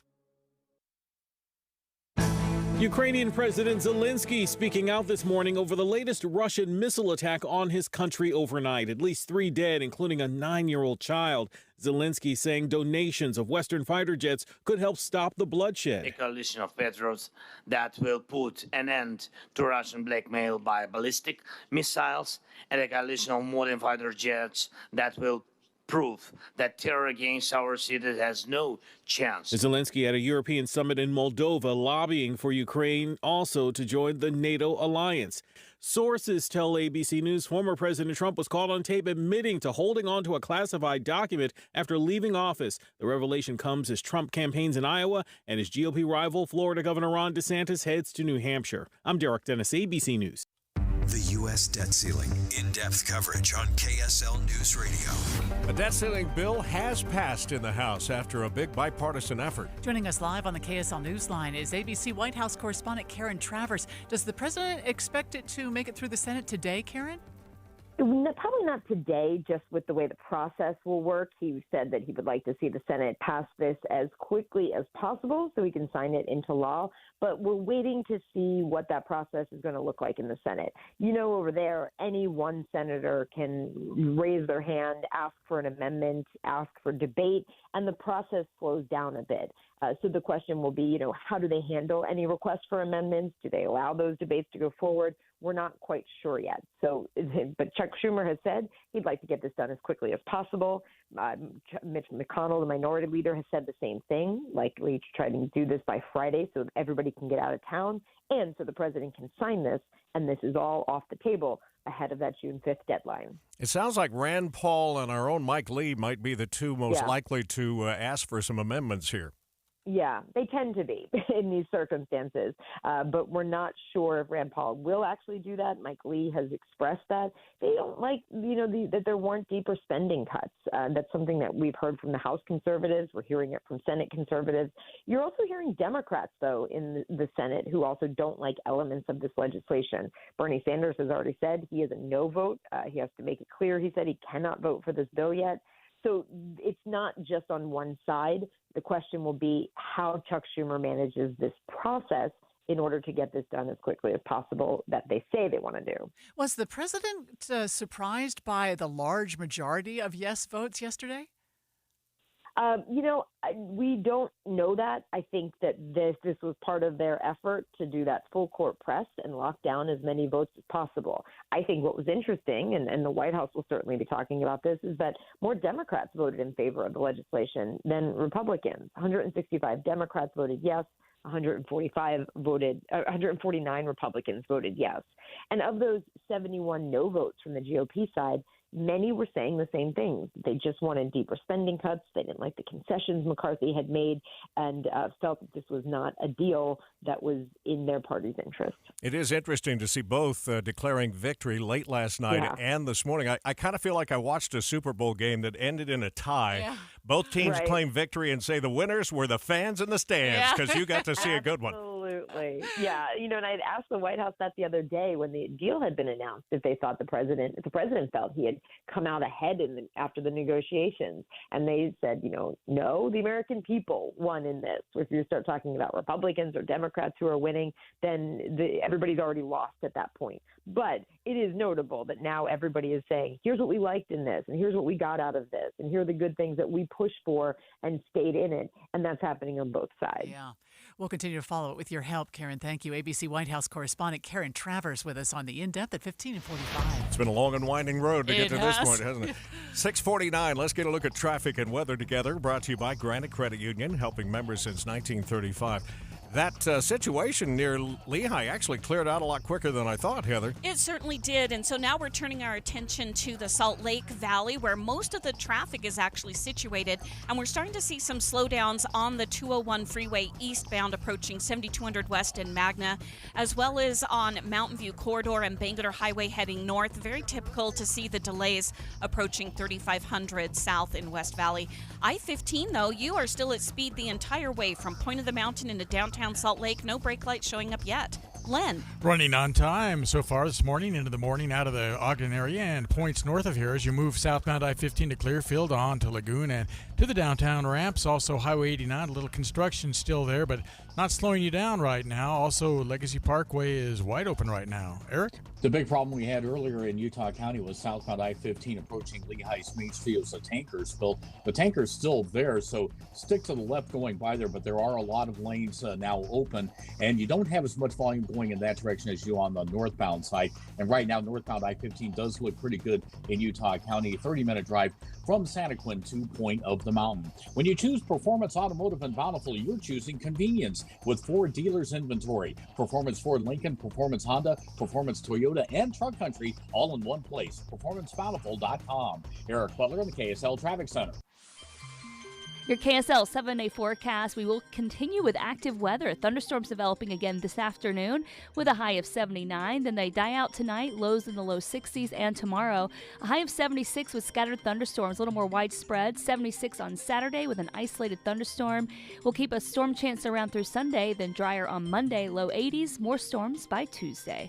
From the KSL Weather Center, I'm Kristen Van Dyke. Let's see, right now it's 60 degrees, and the 7-day forecast is brought to you by Performance Automotive Bountiful. On the heels of our conversation with Karen Travers, I just want to remind you again that, like we did yesterday, Jeff Kaplan's Afternoon News is going to be keeping a very close eye and go live to Washington if they have to for whatever happens in the Senate.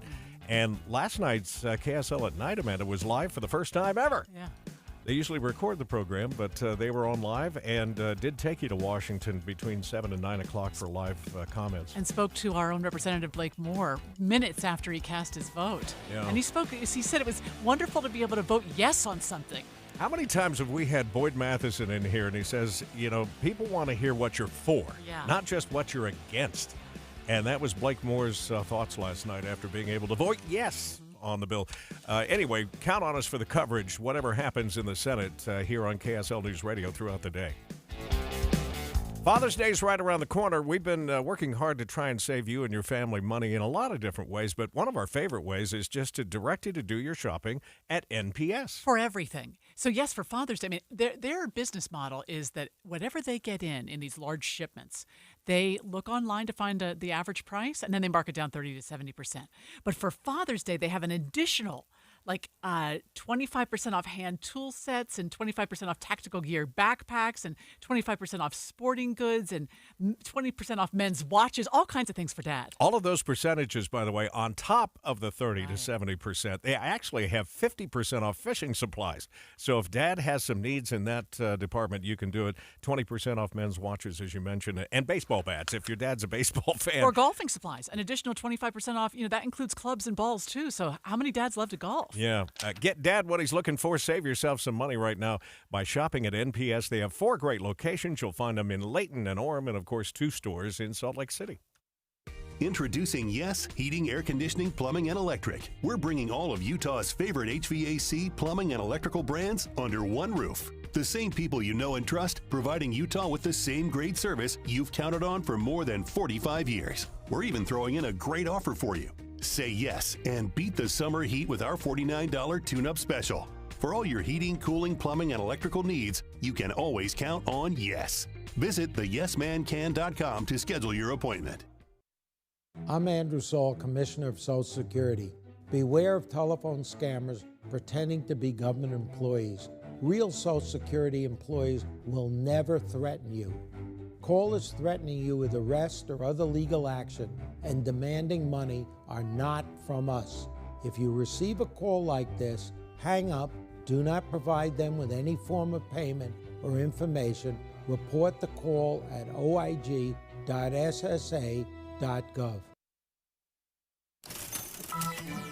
Watching Utah's Money, brought to you by Trades and Wealth, your trusted local fiduciary advisors, tradesandwealth.com. Your next vacation could be planned by artificial intelligence. German travel agency startup Get Your Guide raised $194 million from investors to expand in the U.S. and invest in AI tools to expand their language abilities. We could have a daily feature. What AI is doing now? You really could. For just all the new things. Nordstrom is topping sales expectations, even though their shoppers are spending less. The company's CEO says he's encouraged by their momentum, even in a tough economic environment. Dollar General shareholders are working to get an audit of the company's safety policies. The dollar store chain is now facing more than $20 million in federal fines for safety hazards and have been facing growing pressure from workers and activists to better protect their workers. The markets are pretty flat about a half hour before the opening bell. The Dow futures off just 0.25%. That's 81 points. S&P futures are up a fraction, up just 0.5. And the NASDAQ down 7 points. That's also a fraction. Let me just check oil real quick.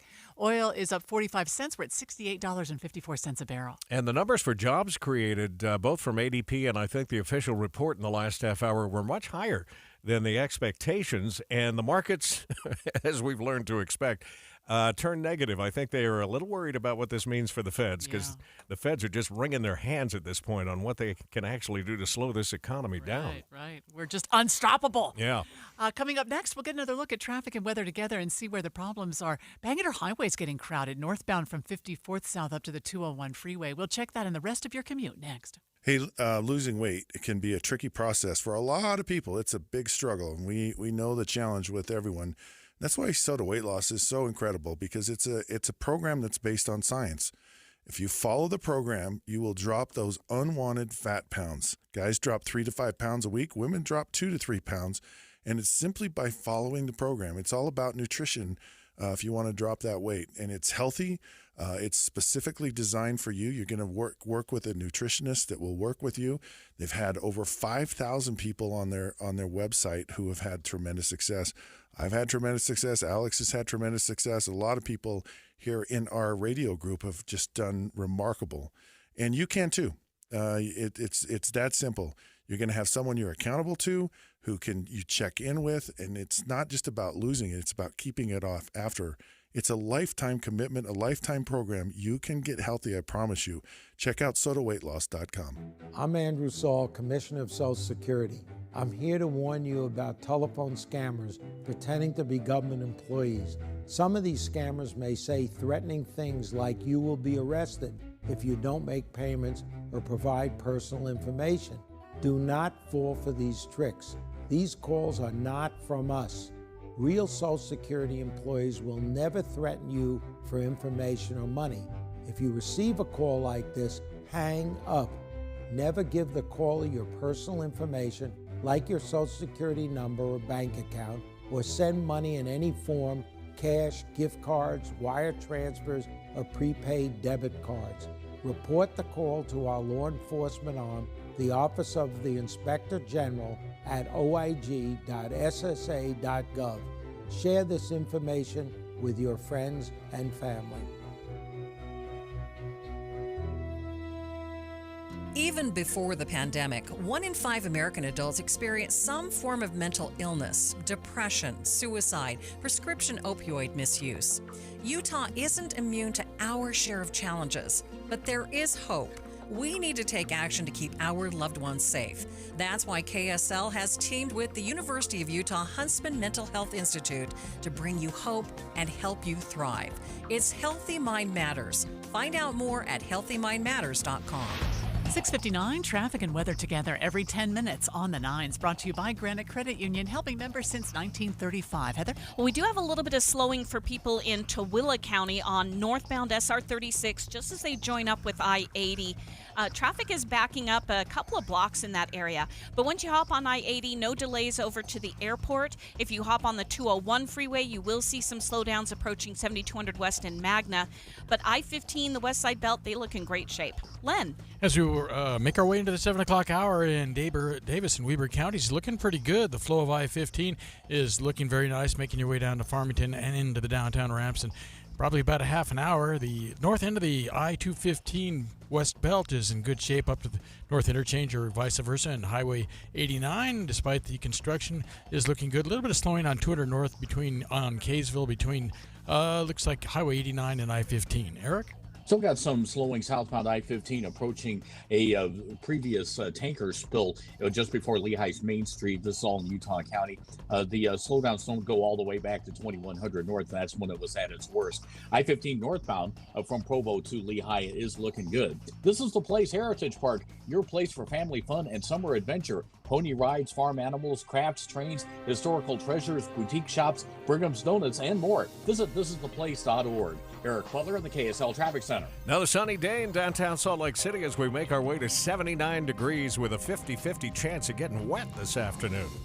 KSL FM Midvale, KSL Salt Lake City. Listen on the KSL News Radio app and in your car at 102.7 FM. KSL News Radio, Utah's all-day companion for news. It's 7 o'clock on Utah's Morning News. Good morning. I'm Tim Hughes. And I'm Amanda Dixon. KSL's top story on the 7 o'clock report. The debt limit deal is headed to the Senate after passing on the House floor with a lot of support from both parties. We have team coverage this morning, spanning from Washington, D.C. to here in Utah. We begin with ABC's Justin Finch, who says 165 Democrats and 149 Republicans voted yes on the bill. The legislation agreed to by President Biden and Speaker McCarthy calls for pulling back billions of dollars in unused COVID relief and IRS funding, ending the federal student loan repayment freeze in August, and preserving Social Security, Medicaid, and veterans benefits. The bill, now Senate-bound, where it faced bipartisan backlash before even formally arriving on the chamber floor. That chamber now has 4 days to pass it before the Treasury Secretary warns the U.S. could run out of money to cover its bills. So how did Utah's congressman vote on the debt ceiling bill? KSL News Radio's Adam Small continues our team coverage. Adam? Tim, all 4 of Utah's House reps, Representative Blake Moore, Chris Stewart, Burgess Owens, and John Curtis, all voted in favor of the debt ceiling bill. Representative Blake Moore actually stepped away from the House floor minutes after casting his vote to speak with the decision with KSL at night. I got to the point where I was like, I agree with everything in this bill. Would I want more? Absolutely. But I feel like I'm going to finally use my vote as a yes vote to be productive and actually, go for something. Representative Curtis issued a similar sentiments about spending bills in a statement he sent out last night. Representative Burgess Owens tweeted, quote, while it doesn't include everything the House GOP fought for, this compromise stops Washington's spending habits. Reporting live in Salt Lake City, Adam Small, KSL News Radio. Utah's 2 senators are split on their opinion of the new debt ceiling deal now that it's headed to the Senate. KSL News Radio's Peter Johnston joins us live. Peter? Amanda, Senator Mike Lee is calling the Fiscal Responsibility Act passed by the House last night a missed opportunity to really head off growing debt. Instead of confronting this existential threat head on, this deal is racked with complacency and false, cowardly compromise. The senator says while House leaders promised the bill would reduce $1.2 trillion of national deficit over the next decade, most of the spending cuts to get there are a mirage. Senator Mitt Romney also wishes the bill would go further, but he says the, quote, the deal is good for the country because it limits government spending while striking a bipartisan compromise. Reporting live, Peter Johnston, KSL News Radio. Be sure to stay with KSL News Radio as we closely follow the debt ceiling bill, and we'll break in with any updates. The winners of the Ballpark Next contest are being announced, and we get the details from KSL News Radio's Mark Jackson. Salt Lake City Mayor Aaron Mendenhall announced winners in 3 categories. The winning concept submitted by a professional comes from Team Tessa Arneson, a women's sports hub that includes a regulation softball field. She Plays Here focuses on creating vibrancy through community-focused uses, commerce and walkability from women's sports to a concert venue. The student winners from Utah State University, their concept, the Urban Forest, includes converting ballpark seating and field into a walkable gathering place and performance venue. A sky garden is the winning resident idea submitted by graphic designer Oscar Arvizu that involves an elevated garden surrounded by a ground-level splash pad that can convert to a live performance venue. Mark Jackson, KSL News Radio. Even though the city selected winners of the contest, it does not mean they'll use those concepts to develop the land.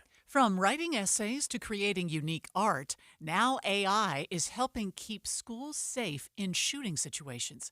KSL News Radio's Alessandra Harris has details. Zero Eyes and Ajax Aim are 2 companies that provide near immediate alerts to local officials in emergency situations. Zero Eyes uses existing security cameras and AI to detect potential firearms, which are then confirmed by military veteran operators, which Zero Eyes Chief Strategy Officer Kieran Carroll says is one of the most important steps. So the human in the loop for us is very important because we never want false positives to go on to the end user. Once verified, alerts are sent to local officials, all within 3 to 5 seconds. Ajax AIM provides school officials with the technology to confirm they are in an emergency situation and keep in contact with local officials to reduce response times and save lives. Alessandra Harris, KSL News Radio. Pride Month begins today, and some businesses that traditionally embrace the month are rethinking strategies. In recent weeks, Kohl's, Bud Light, and the Los Angeles Dodgers have experienced backlash for LGBTQ-related marketing promotions. And this week, Chick-fil-A, which has been a darling of some on the right, now accused of going woke after conservatives drew issue with the hiring of a vice president of diversity, equity, and inclusion, a hiring which happened a few years ago. That's ABC's Rhiannon Alley reporting. Hundreds of people in Salt Lake City kicked off Pride Month last night with an interfaith event at the First Baptist Church. People heard leaders in the Christian, Jewish, Buddhist, and even pagan communities. KSL.com reports everyone who walked in hand-selected a colored ribbon and eventually tied them together into a rainbow. First look traffic on the 7 o'clock report. Heather Kelly's in the traffic center. We don't have too many delays right now across the Wasatch Front. Just a little bit of typical slowing on the 201 freeway eastbound as you come out of Magna, head toward the West Side Belt. If you're southbound I-15 in Utah County, you'll still have a bit of slowing as you approach Main Street as the right lane and shoulder remains blocked from an earlier tanker spill. Other than that, things are looking really good both on city streets and major freeways with no accidents reported. Heather Kelly in the KSL Traffic Center. Yesterday afternoon, we told you about the Republicans looking at running for the 2nd District House seat now that Congressman Chris Stewart says he's going to step down to help his wife, who is dealing with health issues. Now, KSL News Radio's Lindsay Aerts is reporting Utah Senate Minority Whip Kathleen Reby is looking at jumping in the race on the Democratic side. Reby says she was contemplating running a few years from now, but now may be the time to jump into the race. The Republican presidential field is about to get bigger again. Former Vice President Mike Pence is expected to kick off his 2024 bid with a campaign video and speech in Des Moines, Iowa next week.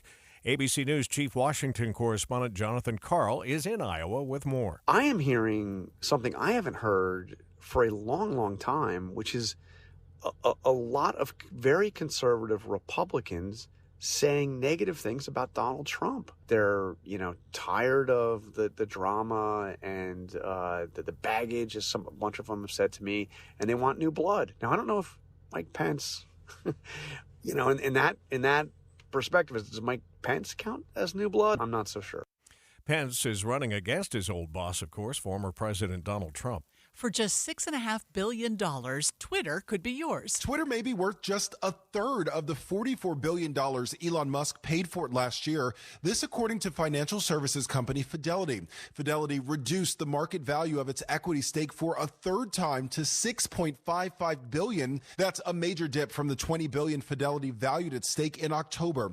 Twitter has undergone several rounds of layoffs and controversy since Musk bought the company. Fidelity has to provide updates on holdings since it's a public company, but Twitter does not since it's now private. Lionel Moyes, ABC News, New York. American Airlines is raising its financial expectations because passengers keep buying tickets and jet fuel prices are headed down. You've got strong demand, which we've known about, but now we're seeing it manifest in terms of the guidance, along with lower fuel costs, has American raising its guidance for the second quarter. CNBC's Phil LeBeau reporting. The Utah Valley Marathon is just 2 days away, but it's in desperate need of volunteers right now.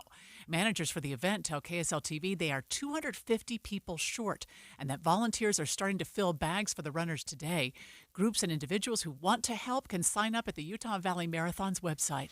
Amazon has agreed to pay more than $30 million after being accused of using Alexa and Ring doorbell cameras to collect voice and video data on adults and kids. With Ring, the FTC claims the company lacked basic security protections, allowing employees access to customers' videos and allowing hackers to gain access to more than 55,000 accounts. Amazon claims they never violated the law, saying our devices and services are built to protect customers' privacy and to provide customers with control over their experience. ABC's Andrea Fujii reporting.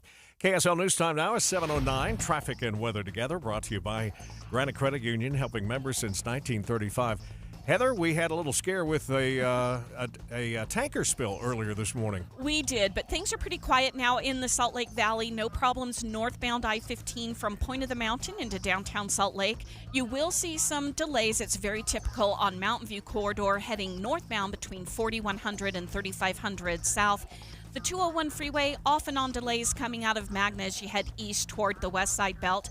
But everybody else moving at speed right now and no other accidents reported. Len. Rolling southbound I-15 as you come out of Ogden and heading on down toward Salt Lake City.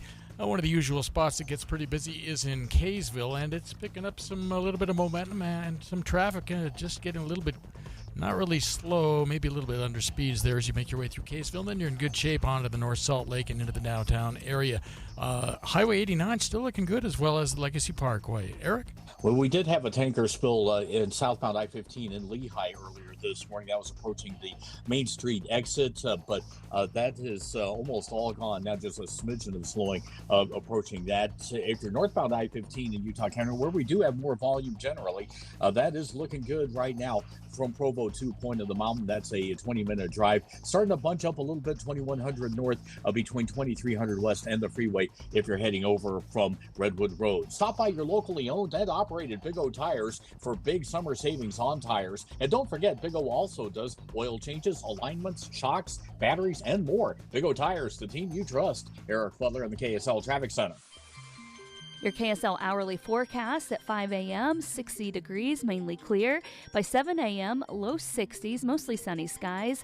And then by noon, expect partly to mostly cloudy skies as we get ready for thunderstorms to develop. 75 degrees this afternoon, highs in the upper 70s with scattered thunderstorms. From the KSL Weather Center, I'm Kristen Van Dyke. Sunny downtown this hour, 61 degrees. Senator Lee is not happy about this debt ceiling compromise bill that passed the House last night. He took to the Senate floor for like 20 minutes, I think, last night. He was also on Fox News just last hour. We'll share with you what he had to say in just a moment on KSL. Officials at the Timpanogos Cave Trail are taking time to prepare before opening. We get the details from KSL News Radio's Michael Commit. The steep trails leading up to the Timpanogos Cave make for a challenging hike, but the snowmelt has made it dangerous. We had to work slowly in the beginning because when we started clearing the trail, at the end of April, it was still very avalanche prone. Trail Program Manager Cammie McKinney says several key parts of the hike need to be repaired before opening. We just need to make sure the trail surface is repaired and that more more importantly, and most importantly, is that rock curtain is repaired. McKinney says the trail should be open by mid-June, but she encourages hikers to get out and soak up the sun on other trails. Michael Commit, KSL News Radio. Lagoon's newest ride is still a work in progress. Onlookers can already see a fully formed mountain-shaped structure housing the ride called Primordial. Green rails can be seen spiraling in and out of the gray, jagged peaks. Construction on the ride started 5 years ago. The amusement park dropped a trailer for the ride featuring ancient-looking gold lettering, flames, and soaring dragons last November. So far, park officials tell the Standard Examiner the ride should open this year, but they haven't shared much beyond that, even with the busy summer season at their doorstep. Kate Davis, KSL News Radio. I haven't been to Lagoon in years. It's not Cocaine Bear, but a black bear that barged into a Kentucky bakery might be dubbed Cupcake Bear. As bakers were loading cupcakes into a van to make deliveries, they were surprised by a bear that walked up behind them. The animal then grabbed a case filled with 60 cupcakes, dragging it out of the storage room and into the parking lot, where it began to consume all of the delicacies. Police were called, but the black bear got away before they could arrive. However, authorities are wondering if it's just one bear who loves cupcakes, because last year, a Connecticut family had a birthday party in West Hartford, about 15 minutes away from the Avon Bakery, and lo and behold, they had an unexpected guest. A black bear came out of the woods and made a beeline for the sweetest things he could find on the table. I'm going to guess that if you offered it, every bear would probably like a cupcake. That's John Trout reporting. Trending this hour on the 7 o'clock report, a cop going above and beyond to deliver someone's DoorDash order after the driver got arrested. A video of the exchange from the doorbell camera has been going viral on TikTok. Did you order some food? I did. Okay. The driver ended up getting arrested. So instead of having the food sit in the car, we dropped it off for you. Thank you You're so welcome. much. Take care. That's hysterical. Funny. The internet's also blowing up after finding out that Al Pacino is becoming a father again at 83 years old. Say hello to my little friend. His daughter's 33. His girlfriend is, they say, 28 or 29. Yeah, 29. Somewhere there. The movie star is well known for his role in Scarface and Godfather series, of course. This will be his fourth child and the first, there it is, 29-year-old Noah Alfala.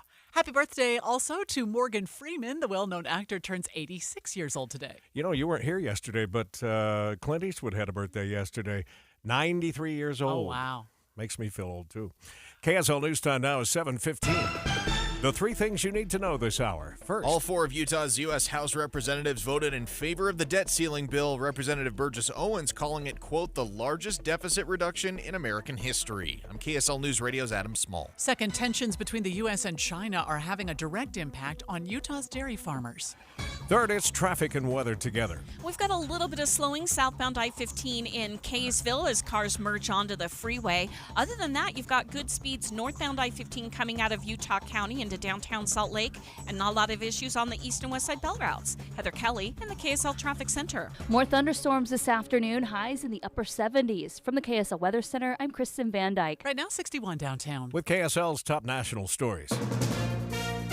From ABC News, I'm Derek Dennis. A reported revelation surrounding former President Trump. Sources tell ABC News Trump was caught on tape admitting to holding on to a classified document after leaving office. ABC News has not obtained the recording, but sources say Trump references a document which he claimed was about a potential attack on Iran, while indicating he was aware of the legal concerns surrounding the possession of the secret document. The audio was recorded in the summer of 2021, more than a year before FBI agents searched Trump's Mar-a-Lago resort, seizing more than 100 classified documents after Trump's team failed to comply with a subpoena. The recording also reportedly includes Trump saying he was not sure if he could declassify records after leaving the White House. ABC's Andrew Dimbert. The revelation comes as Trump campaigns in Iowa and his GOP rival, Florida Governor Ron DeSantis, heads to New Hampshire. It's now the Senate's turn after House lawmakers voted last night to raise the debt limit for 2 years. Without a deal, Social Security payments, worker payrolls, and other critical obligations are in danger of default. The bill claws back billions in unspent COVID funds and from the IRS and imposes new work requirements for some older Americans receiving food assistance. It now heads to the Senate up against the clock with just 4 days until the government runs out of money to pay its bills. ABC's Rachel Scott. New numbers on jobless claims just out from the Labor Department. Claims up by just 2,000 from the week before. A sign hiring is still strong in a shaky economy. Also out today, a CDC report on births in the U.S., indicating the birth rate was flat last year with fewer babies born than before the COVID-19 pandemic. Ukrainian President Zelensky speaking out this morning over the latest Russian missile attack on his country overnight. At least 3 dead, including a 9-year-old child. At a European summit in Moldova, Zelensky saying Western fighter jets could help stop the bloodshed. You're listening to ABC News. The U.S. debt ceiling. In-depth coverage on KSL News Radio. Utah Senator Mike Lee spent over 20 minutes on the Senate floor yesterday talking about why he opposes the bipartisan debt ceiling bill. And this morning, he's doubling down on his message. Senator Lee appeared on Fox News in the last hour, and here's a portion of his comments when he was asked about how Americans could be impacted if the country went into default. Yeah, I want to make one thing very, very clear. We're not going to default. We're nowhere close to a default. That's not going to happen. A lot of people disagree with Janet Yellen as to June 5th being the ex-date. Even if it were, it's just days away from the moment when the quarterly tax receipts in mid-June will be arriving, putting us in a position where we'd be most likely able to function without any new debt issuance until probably mid to late July. Now, I don't recommend we wait that long. I've been saying since January we should get on this now. But that doesn't mean we should pass this just because this happens to be on the table. Just because it's here doesn't mean it's the right thing to do. Look, this thing doesn't do what they claim that it does, and that's my biggest problem with it. And it puts the American people in a very disadvantageous position relative to their government.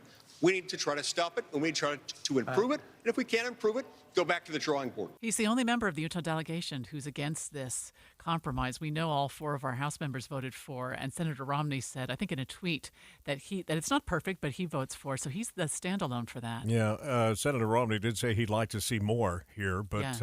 As I'm sure our House members would too. What we've got is what we've got to move it forward, and they can still go through the appropriations process for the spending that they keep talking about every time one of these appropriations bills comes before the House. They continue to hold the purse strings. So we'll watch it. That deadline coming up on Monday, supposedly. And if it happens this afternoon, the vote in the Senate, we'll have it for you on KSL. 7:19 now. Traffic and weather together every 10 minutes on the 9s, brought to you by Granite Credit Union, helping members since 1935. And back to you, Heather. Well, Amanda, with people out of school now, we don't have quite as much traffic as we have the last few months. So right now, you still have good speeds northbound I-15 from Point of the Mountain into downtown Salt Lake City. We did have some delays coming out of Tooele County on SR 36. They appear to have eased up for the moment as people try to hook onto I-80. If you change from I-80 to the 201 freeway, that's where you'll see most of your delays right now. It's about half a mile or so as you head eastbound toward the West Side Belt, but everybody else moving at speed right now. Len. Oh, I see a new crash that has cropped up. It's westbound on Highway 193 or 700 South. That is at 2000 West in Davis County. It's not much slowing yet developing from this. Otherwise, I-15 still sailing along. You're picking up that slowing, though. It starts in Layton and goes down to the Kaysville Ponds, just a little bit below speeds. Traffic getting kind of heavy in there. Highway 89 still working well through the construction, and Legacy Parkway and the north end of the I-215 are in good shape. Yeah. Eric? Got a little bit of northbound slowing on the 215 eastbound. This is about a mile up the road from the 6200 south exit, so be prepared for that. Looks like it doesn't take long before you get back up to normal speed. You're certainly there by the time you get to 4500 south. I-15 Utah County northbound and southbound now, both looking good. 2100 north starting to get busy at Redwood Road, and then as you head east over towards the freeway. Changes are coming to Bangerter Highway, and now it's the time to weigh in. Visit udot.utah.gov/Bangerter to learn more. Eric Butler in the KSL Traffic Center. Your KSL 7-day forecast, a high of 79 today with scattered thunderstorms in the afternoon. Then tonight, down into the upper 50s and low 60s. And tomorrow, partly cloudy skies. We'll see thunderstorms developing again in the afternoon. More numerous for your Friday. Expect a high of 76. And then going into the weekend, we don't get rid of thunderstorm chances. We'll keep the potential for an isolated thunderstorm. A high of 76 on Saturday and then 80 on Sunday. Nice and sunny on Monday, 82. Then more storm chances Tuesday, low 80s. From the KSL Weather Center, I'm Kristen Van Dyke. Sunny downtown this hour, 61 degrees in the 7-day forecast, brought to you by Performance Automotive Bountiful. David Dujanovic. It's time for the David Dujanovic preview. Good morning, Deb. Good morning. We're waiting the Senate now to vote on that Fiscal Responsibility Act we've been talking so much about to save the country from fiscal demise. I think that would happen on Monday if they don't pass this legislation. Senator Mike Lee tweeted last night that those Republicans in the House who voted against this bill are heroes. There were 71 Republicans, and he calls them heroic Republicans who stood up against the bill. Now, there's a different take from Representative Blake Moore, who was actually involved in the vote. He called KSL at night. Let's hear how he explains how that vote went down. Saw about 40 no votes on the Republican side until the vote total got to 218, and then all of a sudden there were more no votes going for the Republicans. Mm-hmm. That's a little frustrating because it's like, oh, I'm going to hope yes. I don't want default, right, but this is a safe place for me to be, and I won't take heed in this in my next primary, and I'm going to vote no after I know that it already passed. So is that heroism? Representative Blake Moore explained how that went down, is that after they got to a safe space that bill was going to pass, then Republicans started jumping in to vote against the legislation. We're going to talk about this today as to whether this is a Republican win or it's actually a Republican caving. All right, we'll be looking forward to David Dujanovic as we always do. 9 to noon, coming up in about 90 minutes here on KSL, where the news time is 7:23.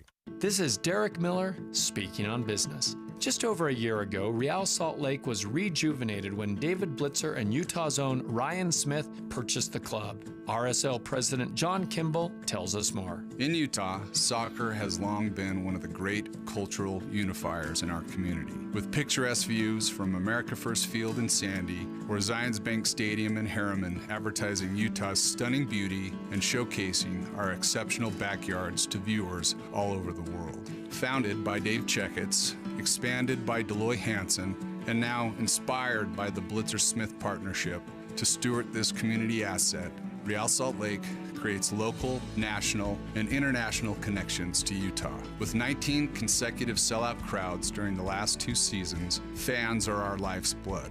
Meanwhile, innovative entrepreneurs and blue-chip businesses across the region partner with our teams, venues, and players to connect deeply with the community and achieve their goals. In addition to promoting Utah companies, we're working hard to save the Great Salt Lake, stock local school food pantries, and collaborate with value partners to enhance lives across Utah and beyond.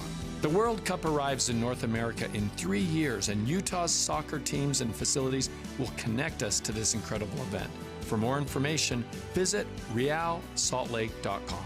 I'm Derek Miller with the Salt Lake Chamber, speaking on business. Give your savings a boost with 5% APY on a 12-month certificate from Cyprus Credit Union. Now's the perfect time to make the most of increased rates and earn more when you save. Open your Cyprus certificate and start earning 5% APY today. Learn more at any branch or visit cypruscu.com. Cyprus Credit Union, your future is our future. Federally insured by NCUA. We are watching Utah's Money this morning, brought to you by Trajan Wealth, your trusted local fiduciary advisors, TrajanWealth.com. The EPA is spending $65 million on cleaning up abandoned uranium mines on the Navajo Nation. KSL.com reports 500 abandoned mines litter the area. The federal government will work with engineering company Tetra Tech that says it's committed to employing Navajo-owned businesses to help boost the local economy. 6 Sonic drive-in restaurants in Nevada have paid over $70,000 for violating child labor laws. The Labor Department's investigation revealed more than 170 violations, including allowing teens deemed as too young to operate manual deep fryers. It is costing more than ever to get married. CNN reports the average cost for a wedding this year, ready?